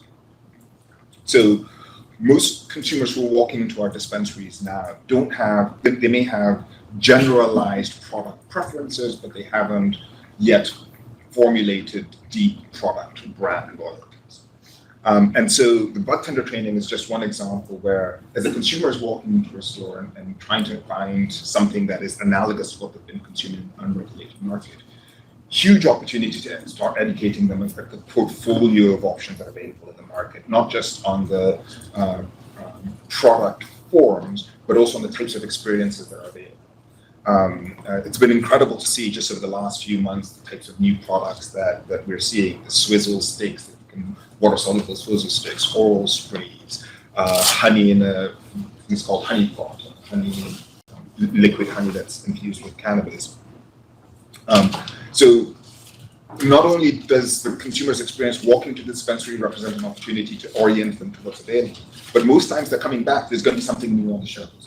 And so for our retailers and for their suppliers, really important to continue to encourage that dialogue, help guide that discovery process, because we are still a long way from the consumer being finally and fully settled into their long-term consumption patterns. We're seeing that in our data, and I think we're going to continue to see that as the market grows.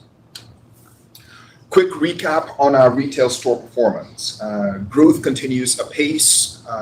We have done through our stores $174 million in retail sales in 2023 through our targeted or limited Cannabis Grower Showcase program. We did nearly $10 million in sales. So in total to date, $183 million. And at the pace we've been going, expectant that we'll be hitting $200 million as we get into early March, which will be a good revenue milestone. Yeah. Can I interrupt you? Because also on the top 5 playlist is the grower showcases. And there was some mention that something was going to come to replace them or some can you, I think the public is very focused on that. Sure. So the Cannabis Grower Showcases were a program that sunset on January 1st, 2024, which provided an opportunity for retail sales to happen in locations that were non-standard retail locations. The model was that you could get, you needed a minimum of 1 licensed retailer who would conduct the transactions. You had to have at least 3 growers who were participating, and for every 3 growers you could have 1 processor participating. The supply side, the cultivators and the processors would showcase the products. It was their opportunity to talk to consumers, talk about their products, talk about the value proposition. And when the consumer was ready to buy a product, they would go down and buy it from retail. The program was a wonderful opportunity for expanding consumer access to places where we get high retail sales here in the state, for aiding this discovery process. Actually, for many consumers, they were telling us this was the first time they'd ever got to meet the people who were producing the cannabis they're consuming. So great benefit there in operationally, as a new program and a fast-growing agency, there were some issues there that we're trying to work through to ensure that when we reintroduce the events permit, we've worked through some of these logistical efficiency and reporting issues that we learned out of the CGSs. So a few points. One, we're still fully committed to there being an events permit that distills the lessons learned from the CGSs and allows us this year to restart some of the events that we did for the CGSs. 2, we have to do this in a way that is more efficient based on the lessons learned from the CGSs. Partly because we did not have a seed-to-sell system in place when we operated the CGS program. All of the applications, all of the supporting documentation, and all of the reporting was being done manually. It meant a lot of back and forth with our licensees, as you can imagine. Every time a product had to be added or taken off, the licensee had to email us and update their paperwork that way. The products had to be cross-checked to make sure they were tested and validated. A huge amount of human capital invested in the program. So we are working as we speak on developing a framework that takes the lessons from the CGSs, builds an events permit that drives greater efficiency both for our licensees and for us as a regulator, but ensures that this does achieve the twin objectives of maximizing the opportunity we see for events in New York, but does so in a way that protects public health, protects public safety, and creates real experience opportunities for novel experiences for our consumers. So we're still very bullish, but some work to be done to get this thing built. If you could keep the CAB updated on that, because I think there's a huge appetite out there, and it's a question I get very frequently. What's going on with them? When are they going to be restarted in some way? So, yeah. Sure. In the interest of time, let's skip over to this next slide.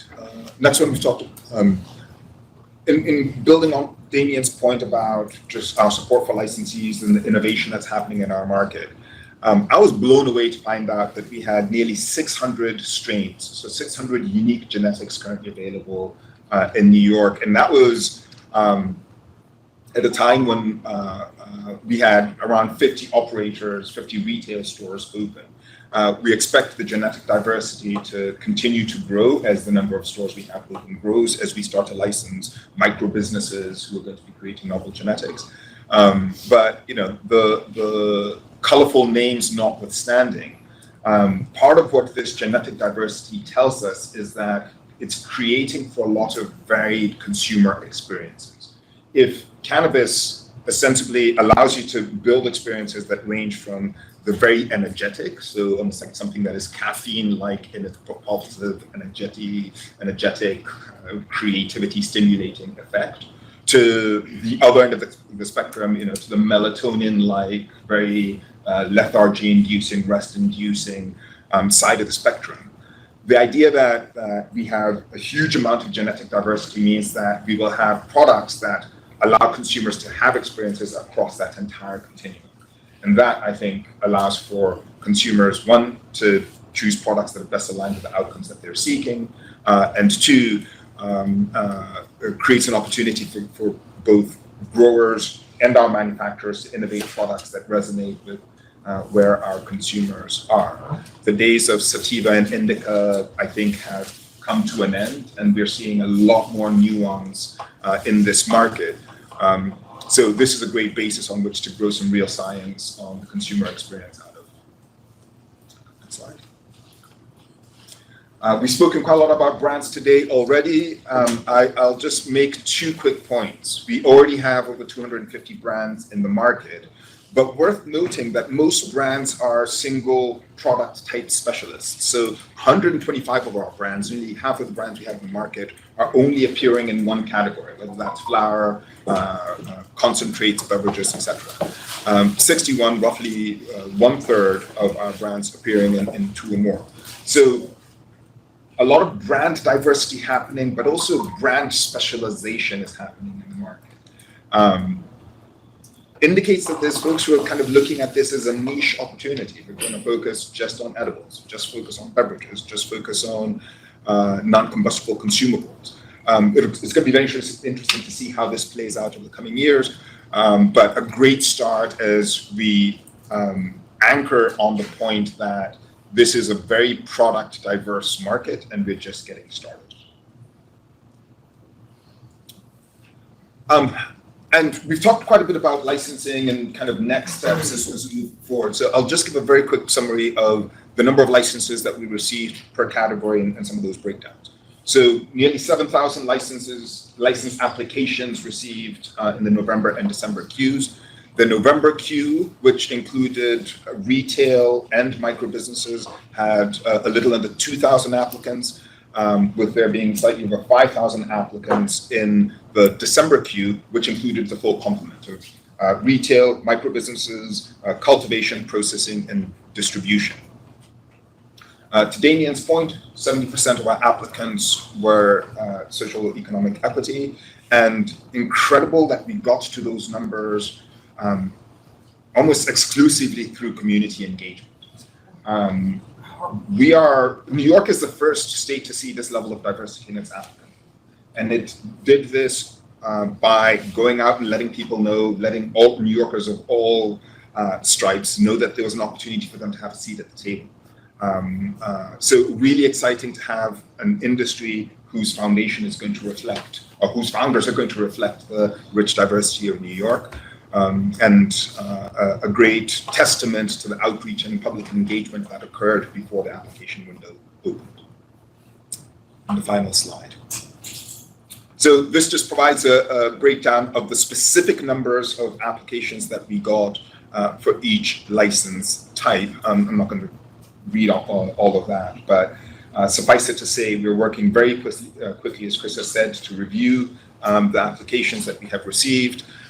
We issued our first 109 licenses during last week's Cannabis Control Board meeting, and the team is working furiously to get the next cohorts out over the coming weeks and months.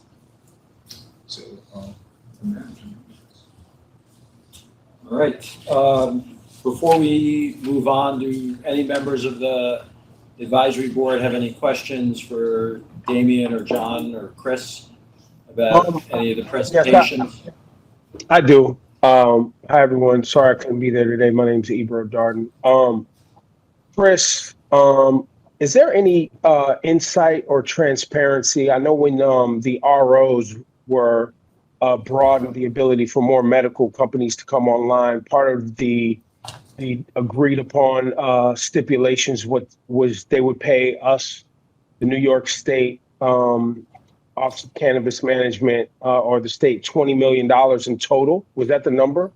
And it would start with them having to give $5 million to become a licensee in the state as we extended the opportunity for ROs, correct? That's correct. Currently, I believe the number is 4 of our existing medical operators who have paid the fee and opened up retail operations. So that's $5 million each. That's $20 million from those 4 operators.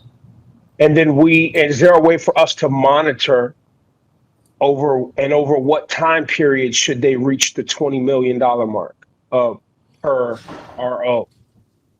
So I believe the next 5 is due 180 days after the second and third opening, which they're able to do in June.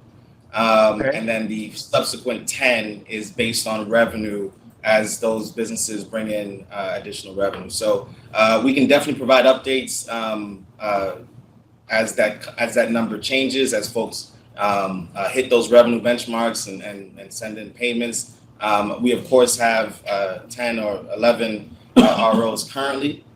They all have the same ability to transition and to expand their business. We know many of them are moving in that direction, but again, only 4 have done so far, with I think the rest working towards identifying their business plans, etc. The other thing I wanted to ask, and maybe this is something we can add to how we kind of monitor this over the long term, but there's obviously a discussion about first to market, gets a better opportunity, ROs holding up, card licensees, all of that discussion. Is there a way for us to study kind of the revenues or maybe the access to business building for first to market versus people who come into the market later on? So we can maybe, help provide insight for licensees that are coming into the market a little bit later and help them manage their expectations as well as their business? Yeah, absolutely. And I love the point because, that's why I know folks, we keep presenting these numbers, but that's why John's market update is so important. Previously, people paid a lot of money to John to give that level of financial data, what the market is doing and how it's performing. And we think of it as, an equity step to ensure that everybody has access to know what the market's doing, what products are moving in terms of product type. But really, that's it, right? Our first movers, they had the, really to figure it out as they were running. We provided as much training as we could and as much development as we could. And of course, our car licensees had some initial business experience as they came into this. But we really are putting on ourselves to do as much as possible to ensure that everybody has access to this market information that we're collecting. And we think that's really important. John, you want to say anything? Yeah, I think that's totally right. The cannabis is always a very dangerous market to make assumptions in, and this is New York is going to be a particularly energetic market. So part of the vision for the policy unit's work over the coming years will be to provide a level of data-driven intelligence to all the stakeholders in the market that will enable for better decision-making as the market grows. That's definitely been one of the things that we have seen hamstring other markets and create real differential between the top performers and those who are struggling, was the use of data to guide investment, to guide product selection, to guide your inventory management, to guide your staffing levels, to guide your hours of operation. And so if these are data that the office has access to, and we can present it in a way that protects the proprietary value of this for the operators, but presents it in an aggregated way that is useful for everyone, then we think that's a core function that the office should be responsible for and intends to do. Yeah, I think. Yeah, one last thing. I just got reminded about this last week from one of our brands on the shelf, a legacy New York brand, Hawaii Mike, Chef for Hire.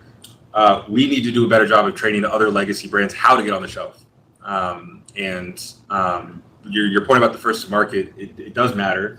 And there are a lot of existing brands from the unregulated market that don't understand yet how to get on the shelf, how to white label, where to find these farmers or processors who are white labeling. And that was something that was flagged to me from a lot of people in that community. And so I think we're going to start looking at other training programs that can show people step 1 through step 100 of getting your previously legacy brand onto a regulated shelf.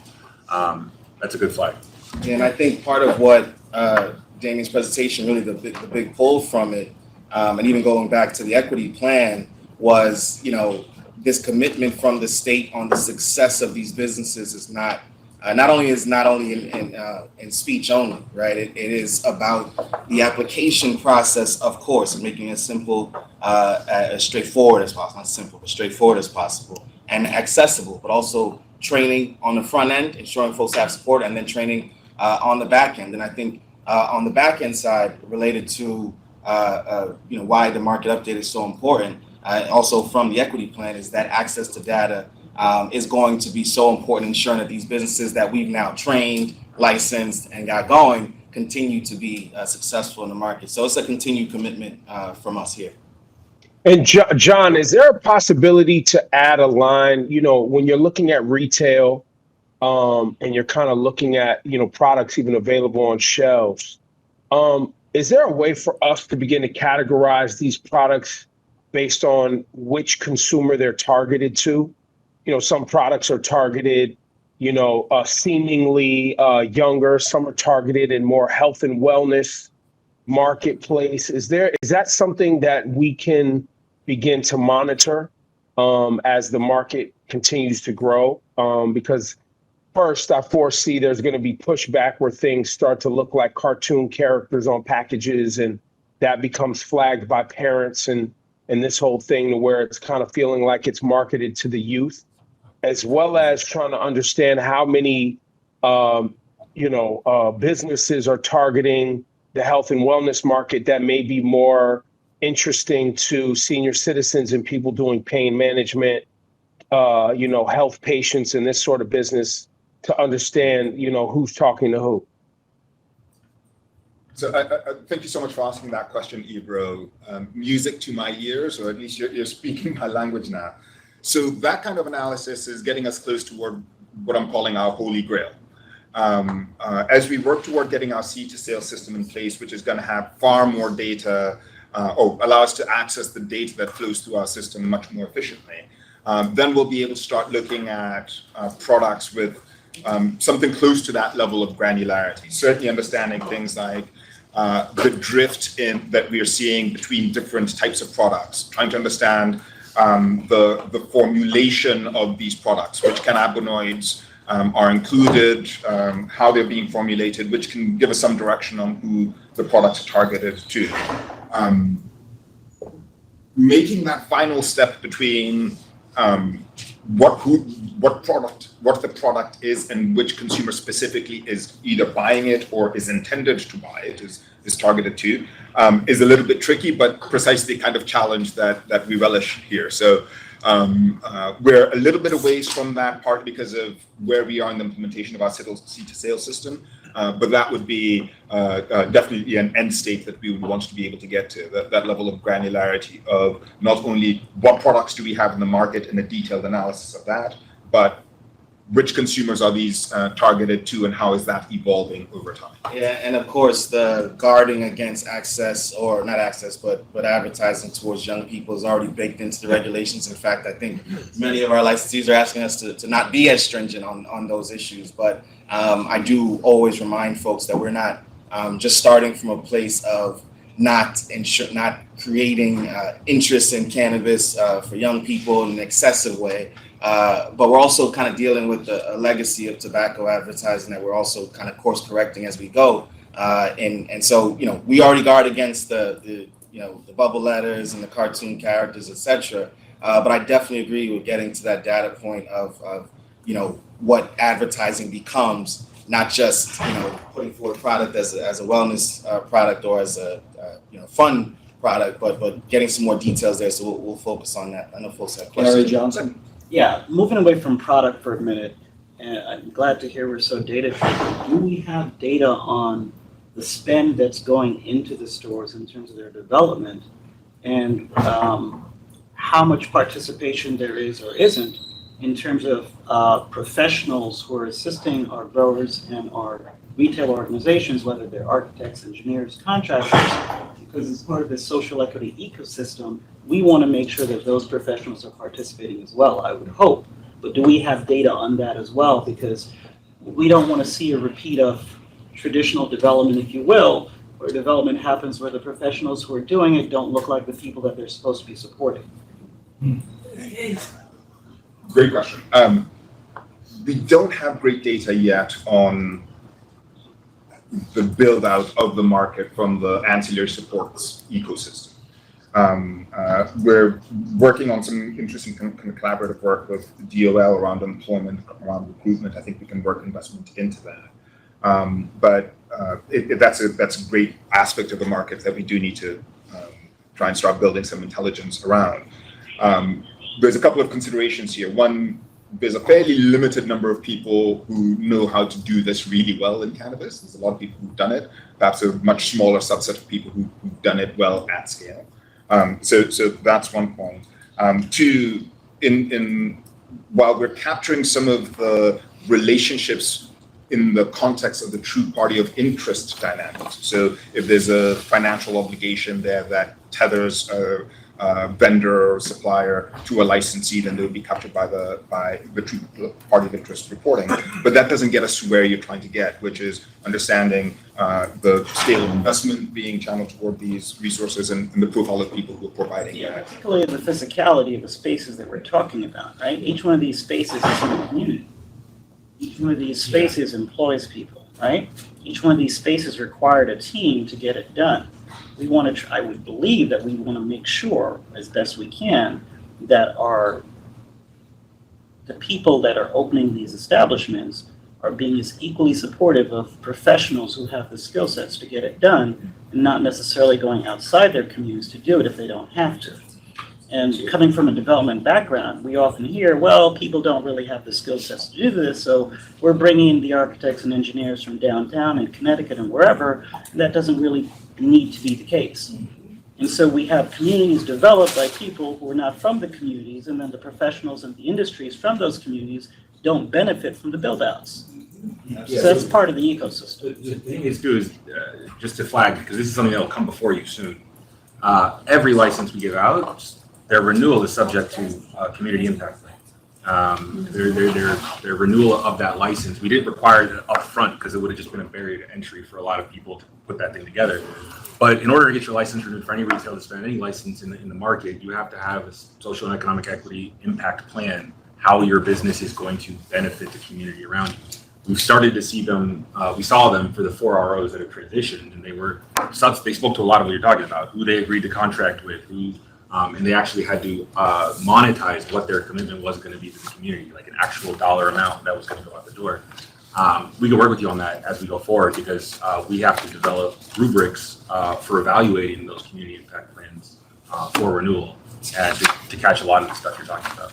Yeah, and also the education piece. I mean, I speak at the New Standard B conference every year and just beg architects, HVAC specialists, everybody to not try to view cannabis as some new frontier, but just to do what you do in the space. We still need the same level of expertise, and that's not enough, right? That's a day out of the year doing that education. It doesn't reach far enough. So any partnerships that we can lead, obviously, one of our cannabis control board members is head of ESD, and the MWB program for the state falls under that. But it starts with education and business operators being willing to kind of divorce whatever concept they have of cannabis from the things that they do right now. So we're trying, but we need help. So at the next CAB meeting, could we get more of a presentation on that, and an update on?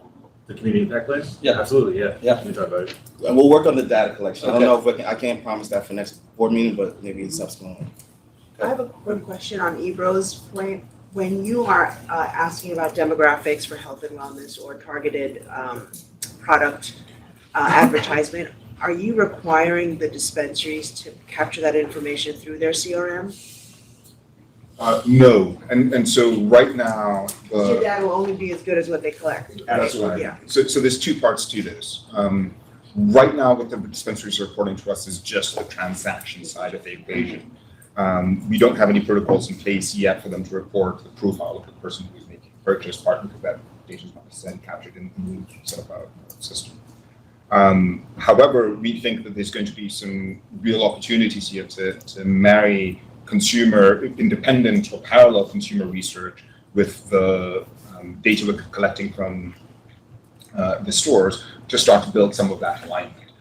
It will take us a little while to get to the individual consumer who walked out with a specific product in his basket.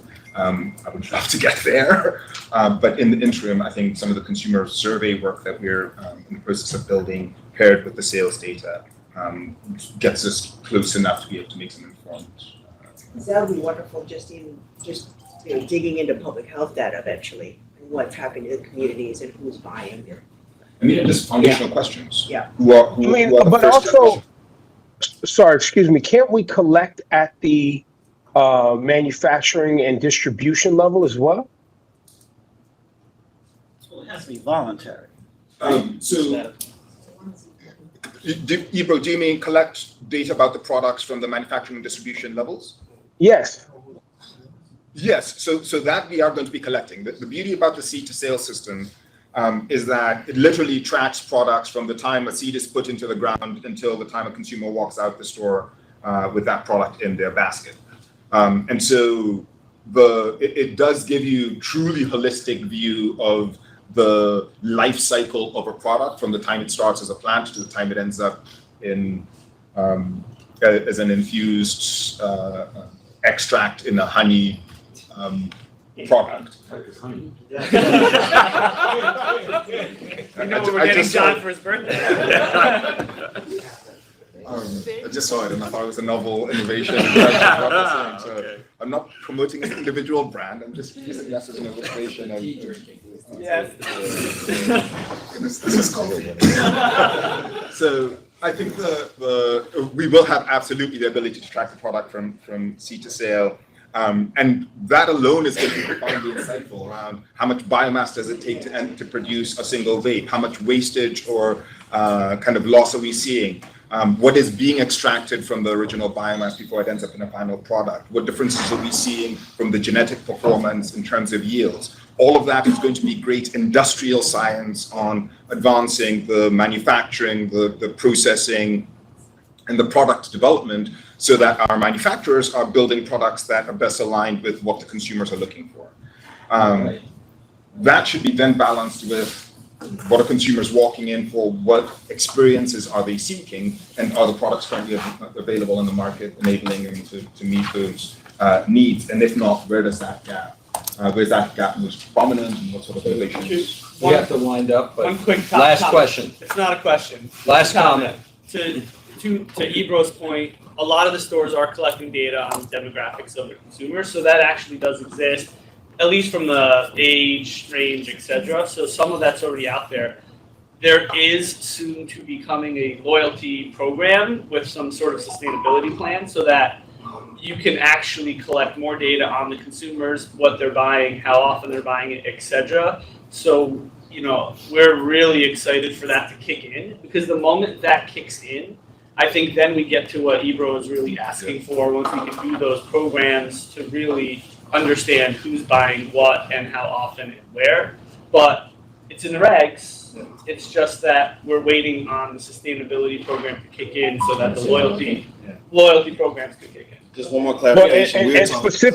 and specifically, I'm trying to stay in front of all of the naysayers and individuals who will ultimately want to pick apart how we're regulating, managing, communicating, all of the things, right? And so if we have brands that are specifically making packaging that looks like it's speaking to high school kids, we need to be in front of that and have a system for that.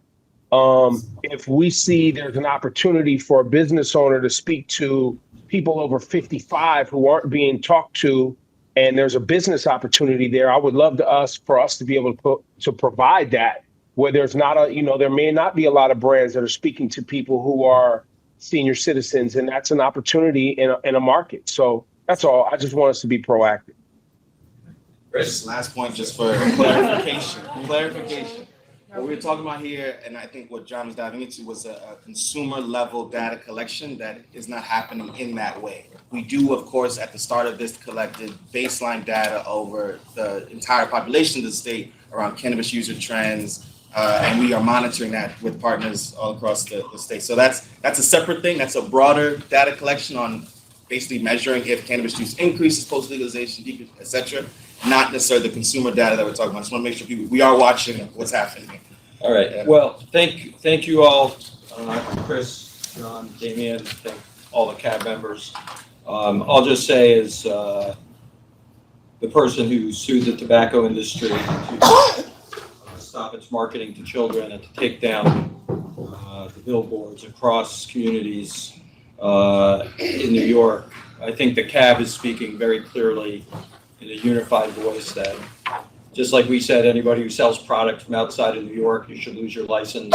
Anybody who's targeting children, kids in any way should not be in this market.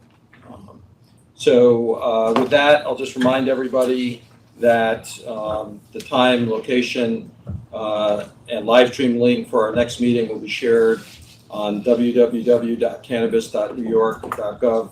Thank you, everybody, for coming today, and this concludes our business. Do we have a motion to adjourn? So moved. Second. Anyone opposed? Okay, and I think the meeting is adjourned. I think we're going to go. You want to take 5 minutes? Yes. 5 minutes. That'll be 2:25. We'll begin the final committee for community reinvestment grants. 2:25. Thank you all for coming.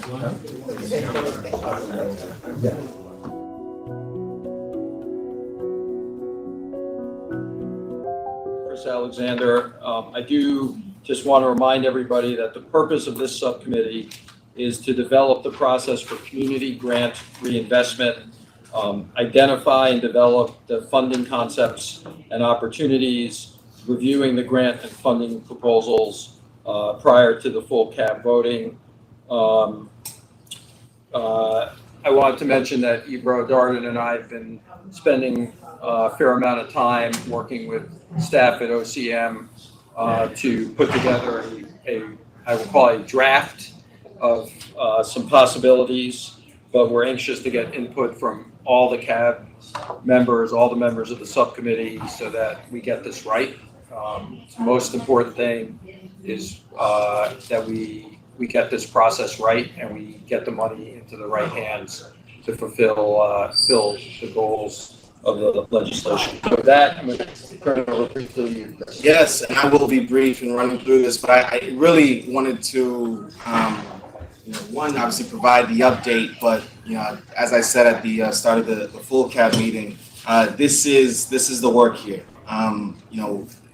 Many iterations of this body and this work have been discussed over the last 10 years. And this is really was the biggest fight, the biggest sticking point in getting legalization across the finish line of what was going to happen with the money. And I'm so pleased to be here to talk about this and the work that we've started so far to get the fund off the ground. So first, obviously the next slide. Obviously, the goal here is to ensure that these dollars are going out to community-based organizations, to local governments who are providing necessary programming, who are providing economic development opportunities to communities that have been disproportionately impacted, but also just supporting economic development in places where that activity has not recently occurred. And so there's going to be a lot of proposals that come in front of this body. What we're doing here today and what we'll continue doing is finding the cleanest and most efficient way for proposals to be assessed, evaluated, and for dollars to go out the door, and for us to keep tabs on the work being done so that it is the money is in line with the guiding principles that we have for the fund. Next slide. So obviously we want this to be responsive and focused on communities. We want the measurement really of both the dollars and the investment to be something that we can track, so science and data. We want to make sure that we're prioritizing areas that need the most help. So that's the trauma-informed approaches. And then lastly, we've got to be accountable. This is a public body, and we see that here today with all the folks in attendance. So I want to provide a tentative timeline. I'm going to qualify this so much because there's a lot of work to be done and a lot of work that the office will be doing in partnership with CAB. Our goal, really, and the reason we're publicizing this data is the same reason for the outcome that we had with license applications was we do not want these opportunities to be ones that people miss because they did not know. And so we're telling you up front that our goal is to, by April 15th, announce the release date for the RFA, which is the mechanism that we're going to be using to get these initial grants out the door. June 1st, we're hoping for that to be the release date, and with awardees, happening between November and December being announced. And so this is, again, very tentative. This is based on our planning and our conversations with our partners in government, who help facilitate this. But again, this may change. We'll provide updates. We'll work with you all, but wanted to make sure folks had an idea of where we were. So I'm going to go through just a quick updates. So we had a survey. We sent out a survey to the CAB and essentially got some priorities for funding and some ideas about how we want this process to go. That survey was, thanks to everybody who submitted or responded to that survey, and we have some results and feedback from what came out. So in addition to the survey, we also did roundtable discussions led by the equity team to get community feedback on how cannabis revenue could be best utilized. And so we've got those two pieces of data that are informing at least this initial open public conversation around this revenue fund. So based on those surveys, we've got high priority areas, including housing, mental health services, job placement, wraparound services. We have, in terms of targets for these funds, folks do want us to prioritize programming serving communities that have been disproportionately impacted. Folks want to make sure that we are providing some geographic diversity to the dollars going out, which we fully agree with. And then want to be clear, and we had to kind of do the due diligence here, but to make sure that the potential uses align with the statute that we envision will come in from community-based organizations, which will include programming as well as capital projects. As we talk about programming, we're talking about staffing, we're talking about resources, but I think partly what also came out was ensuring that we were not creating a sense of dependency on these dollars, but ensuring that we can start programs, folks can pick up the funding, and even though the funds here will grow, we want to make sure that these programs also become permanent programs. Next slide. Also from the roundtable, you see a lot of the same issues like housing, youth education and targeted programming, financial literacy was a common theme throughout the time that our team spent running around the state. We also want to flag and shout out to the policy team here for the work that they did on research and other community grant investment programs in other states. What they've been able to focus on include, technical assistance for people who are trying to go into the cannabis space. I want to just remind this body that we do have revenue. As the revenue comes back from sales, we are able to support workforce development programs, et cetera, and even licensing support programs from another pot of money. So the fund itself does not need to be used for essentially driving the activity or the development in the cannabis space, although it can be. There's some other notes here. I just want to go back to the last slide. Just wanted to highlight here. These are also some of the other notes that came from those conversations. The program obviously has to be able to be evaluated. We've got to have a way to get dollars out at the outset so that programs can start. We want to be very clear about who our target populations are, and we do want to make sure that these dollars are going directly to the folks that we intend them to serve.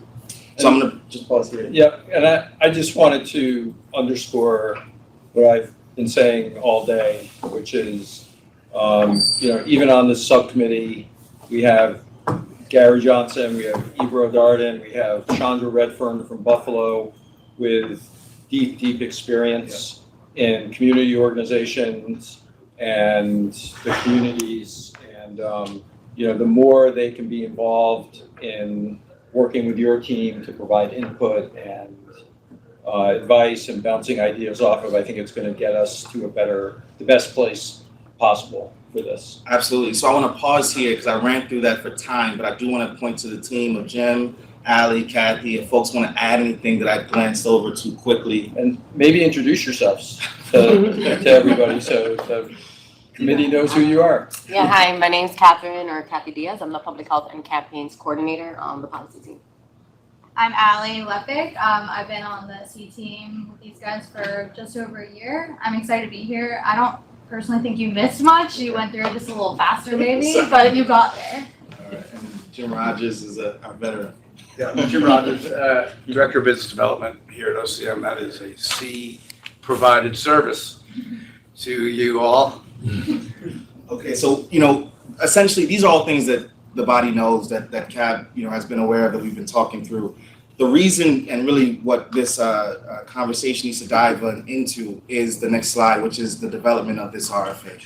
And so OCM has taken the feedback from the initial survey, as well as from the roundtables, and submitted an engagement document to our partners at OGS, which means that we are starting the process of development of the RFA. The RFA is, really a way for us to evaluate applications, but really just get all the money out as quickly as possible. I think the timeline is about 90 days from the issuance to a potential award. Now, the CAB and OCM jointly will score and evaluate the proposals, and we can talk about kind of how that goes, that process works. And we are still, and we'll talk about next steps, we still need to develop that scorecard. But this is the process by which we've decided to get these initial awards out as quickly as possible, and that's what we want to talk about with you all today. So here are the considerations and really the point of the conversation.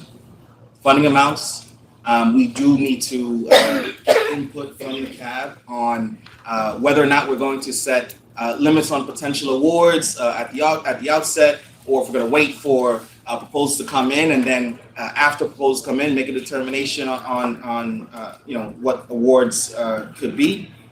We do need to have a conversation about the applicant pool and what is allowed in terms of who our applicants should be, as well as the expenses that they could identify as those that need to be funded.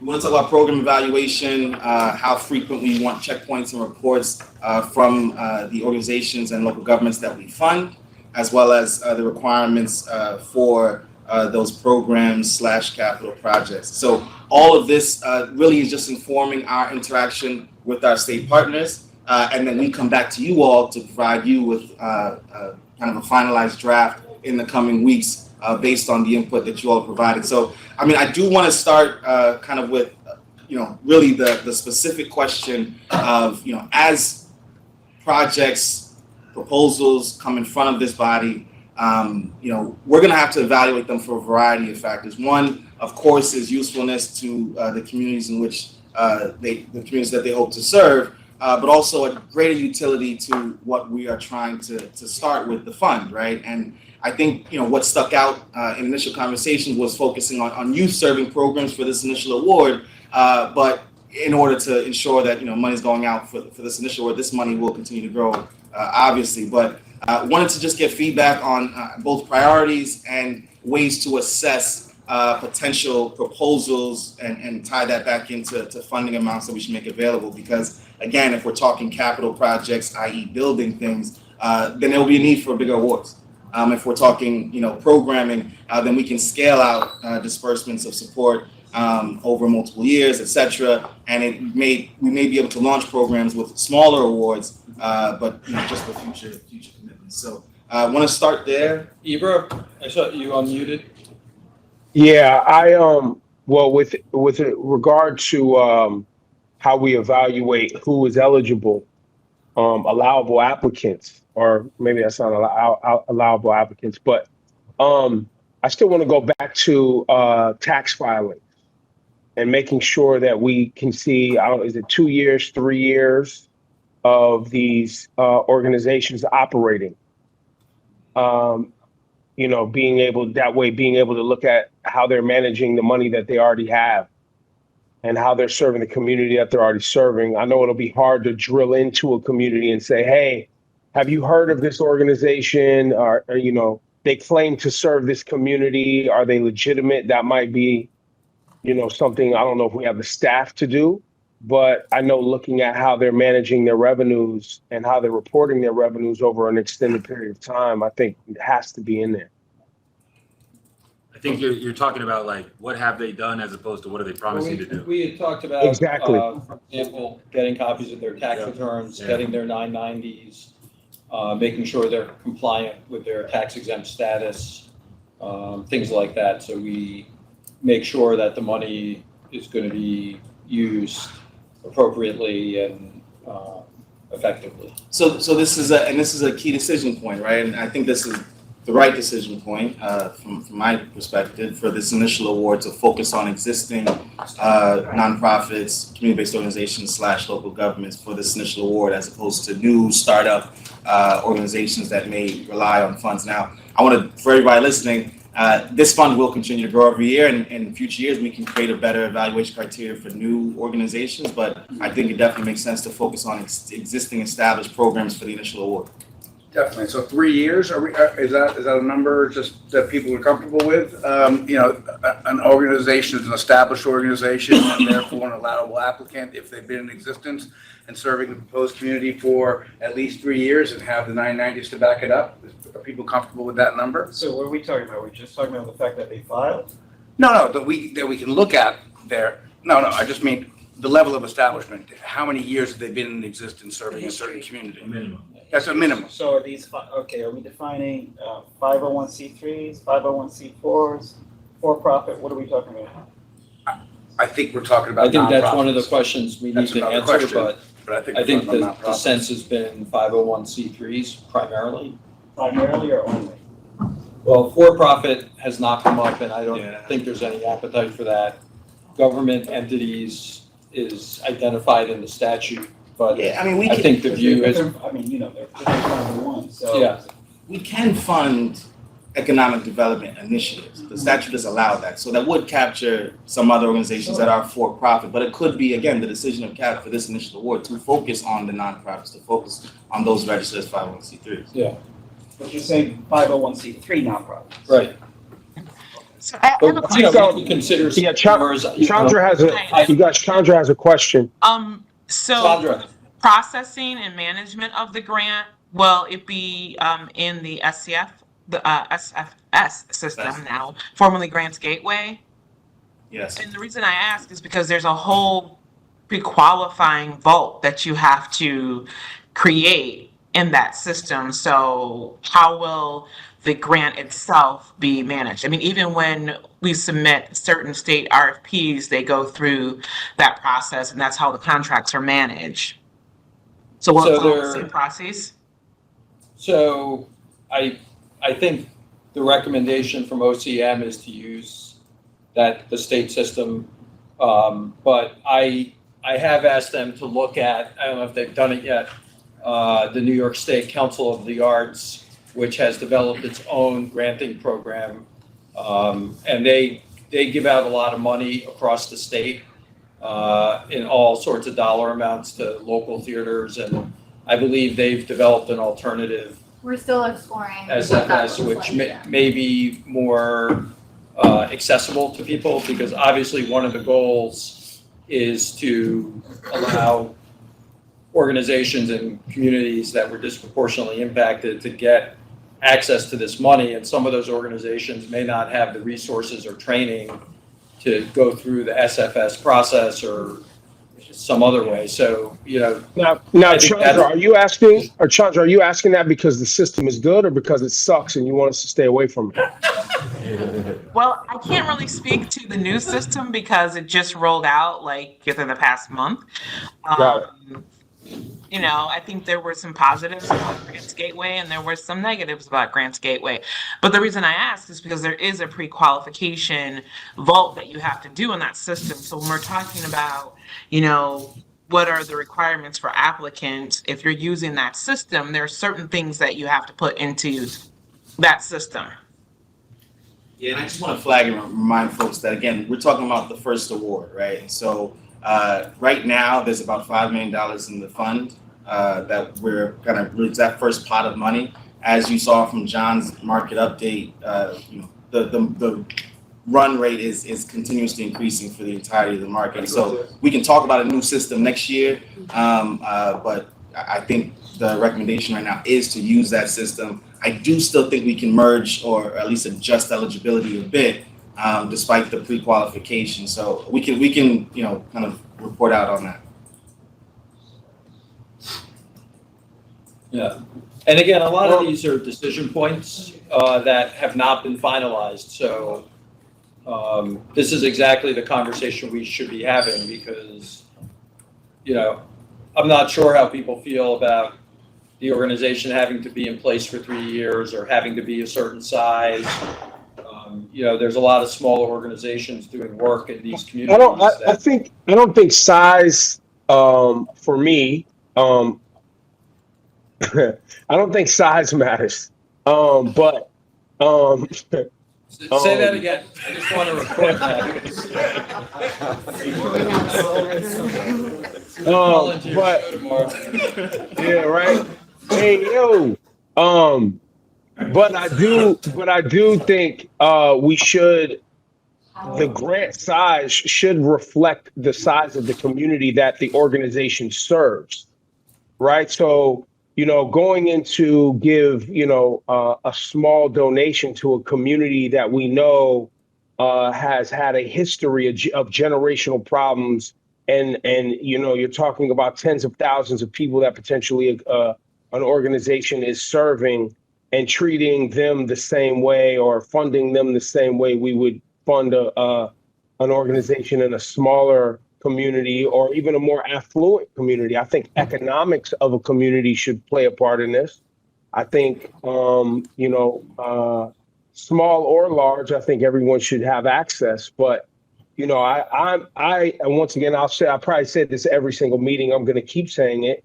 The only reason I volunteered to be a part of this was to make sure that when this rolled out, this didn't get screwed up, right? I'm not in the cannabis business. I don't care to be in the cannabis business, but I do care to make sure that the communities that were destroyed by Rockefeller drug laws and by racism and white supremacy in this state, that those communities feel like they weren't just used as lip service to get this law passed, and actual dollars get back into East New York and Brownsville and the Bronx and Jamaica, Queens, and these areas that we all know have been decimated. And black men were locked up and brown men were locked up in droves. And sons were taken out of homes and fathers were taken out of homes over something that's now legal. Absolutely. So, as we talk, if we, Stan, if you can go back to the last slide, as we talk about, I think the eligibility and we can, the operation of the grant moving through the process is important. We need some information from you all. We try to keep these conversations open so we can just pull as much as possible. But this decision point around funding amounts is really important. Yeah. Because we need to know kind of how to landscape this out, and the training that we have to do on the front end to ensure that organizations are prepared to apply. It differs based on who and the amount of the grants that we're trying to make available for this award. I think maybe a better prompt question, and we intentionally left these items broad so we can just have the discussion, is the size of the award. I mean, how many? Is it a maximum that you're looking for then? Well, you've only got 5 million to start with. Yes. Right? So you've got a maximum to start with. We have a maximum to start with, So, but I mean, I would presume on an annual basis, we're not gonna prevent people from coming back and applying for we more. are not. So we're starting with 5 million. Let's pick a number in terms of a top line and move it from there. And it's just math. But to jump on what Ebro said, a top line for, top lines can be different based upon the size of the community folks serving. And so that can be built into the structure of the application and evaluation process. Sure. So you can have a top line for an award, but then you have a decision-making process on whether a particular award is worthy of getting that top line or another amount below that. I mean, you can consider percentages and stuff too. If it's like a small nonprofit, this percentage of their like programming can qualify for this amount of award. So like you can get as specific as you want in the scope of work and like what work plan we want them to That submit. brings on more work. That's true. Well, we do want to get the right people, and if you want small or medium-sized organizations to be able to have this opportunity, there are ways to make sure that like they are qualified and equipped to do this. But also, so you need a specific that you want. Is there a way for us to see by zip code or something the amount of arrests that happened over a certain period of time per zip code? And couldn't funding amounts be represented? Yes, there's a lot of data that they have. I know the answer. It was rhetorical, guys. I know the answer. But couldn't funding amounts be tied to that on a percentage base? Can you send that data around to everybody? Yeah. Well, I still think. Arrest data? No, not that. Well, isn't there a CPI data? Yeah. We're getting into the weeds here. Please just need to pick an amount. We do need to pick up out, so I'm gonna bring us back there. And I also want to qualify something, or not qualify, but clarify something else. These funds, we want these funds to serve these communities. They don't need to be based in physically these communities themselves, right? And I think that for some organizations, that nuance means nothing. But for some, it means a whole lot because they could be just outside of an impact area and serve primarily that impact area. So I do want to kind of step away from that proposal just because I know how complicated that can become when folks are demonstrating their efficacy. I mean, I don't know what the specifics are of that. Yeah. But, following up on Gary's comments about, how our licensees are spending the money. Yeah. This is also about creating jobs, about using vendors. So I would be sort of on the side of trying to focus on groups that are actually in the communities. Okay, I'm gonna say first year, 250,000 is the cap. That's 20 different awards that could be given the first year. As the max. And I think Right, that, as the max. It could be obviously more if we're not hitting that max, right? Well, significantly less if the community being served is not, or the organization is not. Or the program's not hardy enough. I don't think this is going to be that hard to figure out because, if you're dealing with Buffalo, Chandra's going to know these organizations. If it's New York, we're going to know a lot of these organizations. Rochester, Albany, the Syracuse. We're going to know a lot. People are going to know a lot about these organizations. It's not going to be that hard, I think, for us to sort of vet them. Yeah, I think it's just setting precedent, though, Joe. Like making sure we have the right architecture, moving forward, so we can have, give people transparency. And once again, this is going to be picked apart, like everything else. People are waiting for us to screw this up, so we got to be buttoned up here. Do you have a suggestion for an amount, Chris? I do, but I think it is one of those things that seems like an easy thing that could quickly become complicated. And the reason being is because when you set that 250 amount, depending on the organization that comes before us, you could be having an organization that has a 10-year, 20-year history, but they've never operated on a budget of that size. And that could be a positive thing, or it could have negative consequences if we're flooding an organization with money that doesn't have the capacity yet to. But that's when you make the decision not But to that's award part them of the 250. But that's the cap. That's the decision point. But the other piece of that is too, if we are talking about solely programming, I think it also is more straightforward. But I'm certain that there are going to be proposals in front of us that are not just programming, that are capital or resources, etc. And that's a separate conversation that gets nuanced when we start, getting to the dollar amount. So I'm just. I think we can in this first round. Could we rule out capital in this first round because the dollars we're distributing are smaller and hold that? We could. Yeah. Yeah. That's it. Yeah. And also the way to measure capital projects will take longer. Sure. May not have the capacity to do that. But your essence to set a seal. I think if we take out capital, it makes it a lot easier. Yeah. Yeah, You- this would is you the say decision 250? point to You're me saying from that's you, the though. It's max. like we can go that round, and then next round we can have capital. I think sticking to programmatic. So we speak through the chair just because the transcript is gonna jumble everything together. So Chair Bullock, I know a lot of folks just had a bunch of comments just so we could keep it in order for the transcript. Schaefer said Yeah. we could do a minimum and a maximum. Yes. So you're not dealing with, a bunch of $10,000 applications. You could have a minimum of $50,000 and a max of $250, and that way you get a good range and you take into consideration people that are only equipped or organizations that are only equipped to handle this. I think that's smart too, because you ultimately want to get a lot of data out of this experience too for next year. So you want to see a range of organizations use the money in different ways, who use it more effectively than others, and that'll form information for next year. So how do people feel about a range of 50 to 250,000? All in favor, say aye. Situation. This needs to be an official vote. We're just taking it to do it. Put that in there. Does someone want a higher amount? Anyone? No, we can start with that. I mean, We'll start with it, and if there's different feelings along the way, not until it's final, is it final, so. Okay. It's a good place to start. Okay, so those are three important decision points that just in the back and forth we've made, at least 3 years of operational history via tax form, demonstrated via tax forms, 50 to 250K range, and then no capital for the first year. I do want to go into program focuses.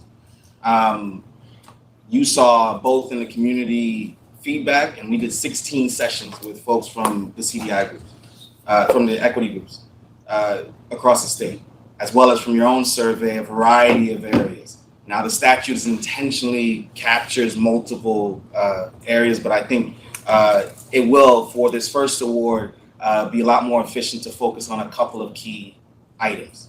I like youth serving or youth focused projects for the start, but any of the items that have been identified could be. We also don't have to narrow, but I think it makes it easier for review, and also makes a broader statement of ensuring that revenue is being invested in the future in that way. And so, but I open that back to the board for discussion. I'll always embrace youth and workforce development. Anybody else have thoughts? I would second that. I second that. Chandra? I'm the same on that. Youth and work development for sure. Okay. Okay, so that gives us kind of again, we're shrinking kind of the universe of unknowns here, so I appreciate it. Chandra, Do we want to? Oh, I'm sorry. Go ahead, Chandra. No, go ahead. I was just going to say, as a third item, because this is revenues collected off of, a plant that provides people with pain management, and also other kind of benefits to their physical, we probably should have mental health as a third item, right? Of some sort. That might be a good thing. And actually, Yeah, because that also plays into workforce development, honestly. So Let me throw one more in there.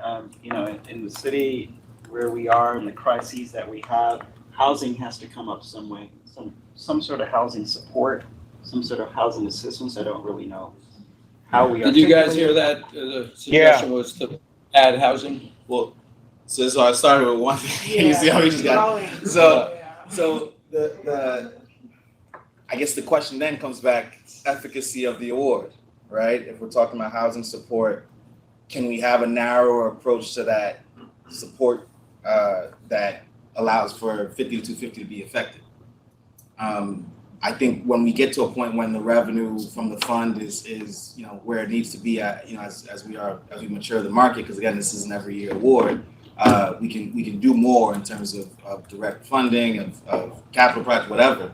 But I think at the onset, it might be hard to stretch that $5 million for certain housing. Well, housing support doesn't necessarily have to talk about creating housing, right? There are different Of course. mechanisms you can utilize.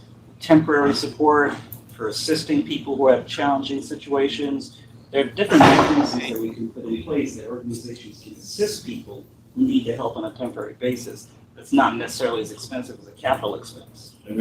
What about if youth is sort of the umbrella for everything? And so youth workforce development, youth mental health services, youth related housing issues, that sort of would bring the youth thing that everyone agrees upon into all the other issues, or is that still too broad? I mean, I think I actually like that. You like that? I do like that. Especially, I mean, and these things our focuses can shift as the years go on, correct? Because this first $5 million. Yeah, this first $5 million is going to be highly scrutinized, highly publicized, and I think focusing on youth and really making sure that we're tapped into the current needs of young people. I think that'll invigorate young people and also bode well for our management of this process and how it's viewed by people on the outside. I think we just need to flesh out if we're going to add the housing piece, really what that means when we add youth to it. That would be my only comment about that. Okay. All right. So youth with workforce development, mental health, housing. We can come back to you as well in the rapid scope of everything, and if you guys think it looks good, great. If not, we can adjust You can it. take all this and then recirculate some. This is helpful. This is helpful. Dive into the research as well for the universe of organizations that actually meet this. And oftentimes, we will set North Stars, but we need to make sure that people can get there. Yeah. So we'll dive into that. The other thing I don't want us to leave without talking a bit about is kind of this process by which we'll do the evaluation. So, obviously the office will, and through the SFS system, with our partners in state government, do some initial evaluation of the applicant, of the grant applicant themselves. But we do want to find an organized way to bring proposals to the board for review. And what is the forum in which we'd like to do that? Now, there's plenty of stuff that can be done via email, but I think that as open of a forum as possible is ideal. For organizations that have been evaluated, and we can do some form of blind evaluation that allows for it to be impartial. But I just want to talk about forum. So Ebro wants to do Shark Tank. I don't know if we can do that, but So I thought the suggestion was to have your staff do some initial screening to make sure they hit the qualification markers. They're the right type of organization. They have 3 years. Whatever we set up, and then to have the CAB members review the ones that are vetted and somehow score them. Yes. To determine which ones are going to get the awards. Absolutely. Yeah, everything that CAB does in terms of scoring, there's a specific process that I need to confirm with OGS just to make sure everything is right. But there definitely is a way to have you guys be a part of that conversation, making sure that everyone's reviewed. Yes. Yeah. We structure it the way we do it. Yes, for the Medical Cannabis Advisory Council, what we did was everything went through the OCM first and we scored it. And then it went through the CAB and the CAB was able to go through those applications and narrow it down even more. So it went through a two-step process and then back to like a conflict of interest or background check. So we could do it similarly since you already have the infrastructure for that. Sure, yeah, that makes sense. Do a lot of that. Yeah.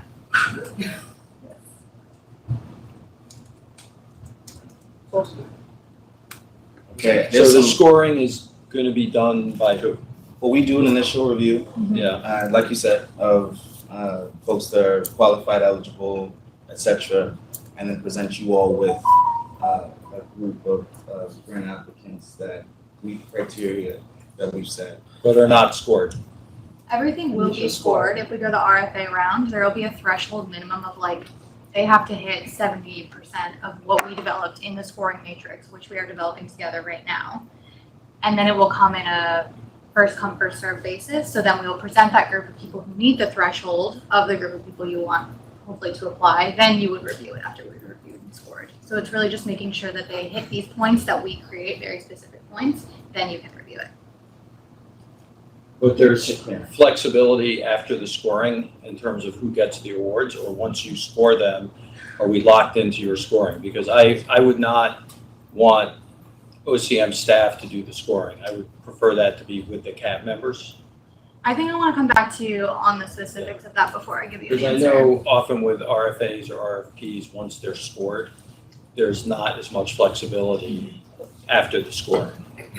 But she's saying I'm sorry, but she's saying there is a minimum that we're creating like a rubric together for the initial score. Right, but if they score one at 89 and one at 74, Oh, I see. to not give it to the 89, you really can't do that. You have to sort of give it in the order. Yeah, especially with this funding mechanism, because there are other ones, but it would be very limiting on this first round. So we do want to stick with this so we can focus on communities. But I think we can talk to OGS and give you a better answer than me. Okay. And I'm pretty sure that's Why what don't we you do that and get back to us about when we present that what sort of the like options are. drafted RFA and like the larger Yeah. picture, we will also present like this is what is allowed, this is the process, and here's like the flexibility that exists. Do you want to go this round? Yeah. Yeah.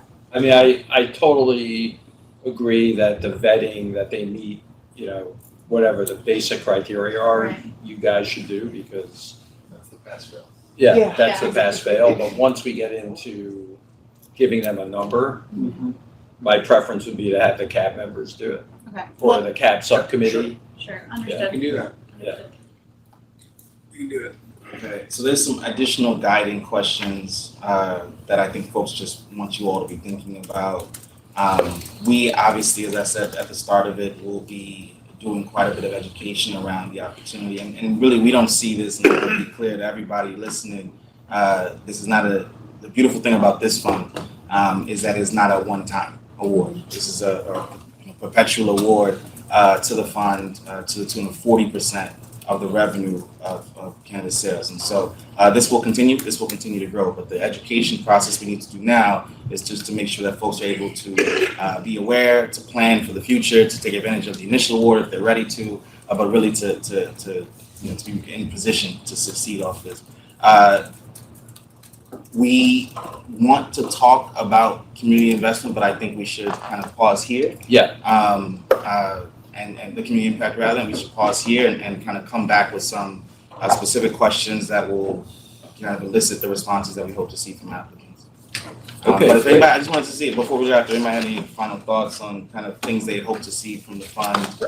Chris, can we also have a marketing plan for these grants also, Todd? Is there, and like, maybe it's social media, maybe it's some sort of, I don't know, social media and some press of some sort that we can have tied to this process so that we can make sure we're getting it out in the right places? Absolutely. As we've done with everything, we do it in person as well as webinars.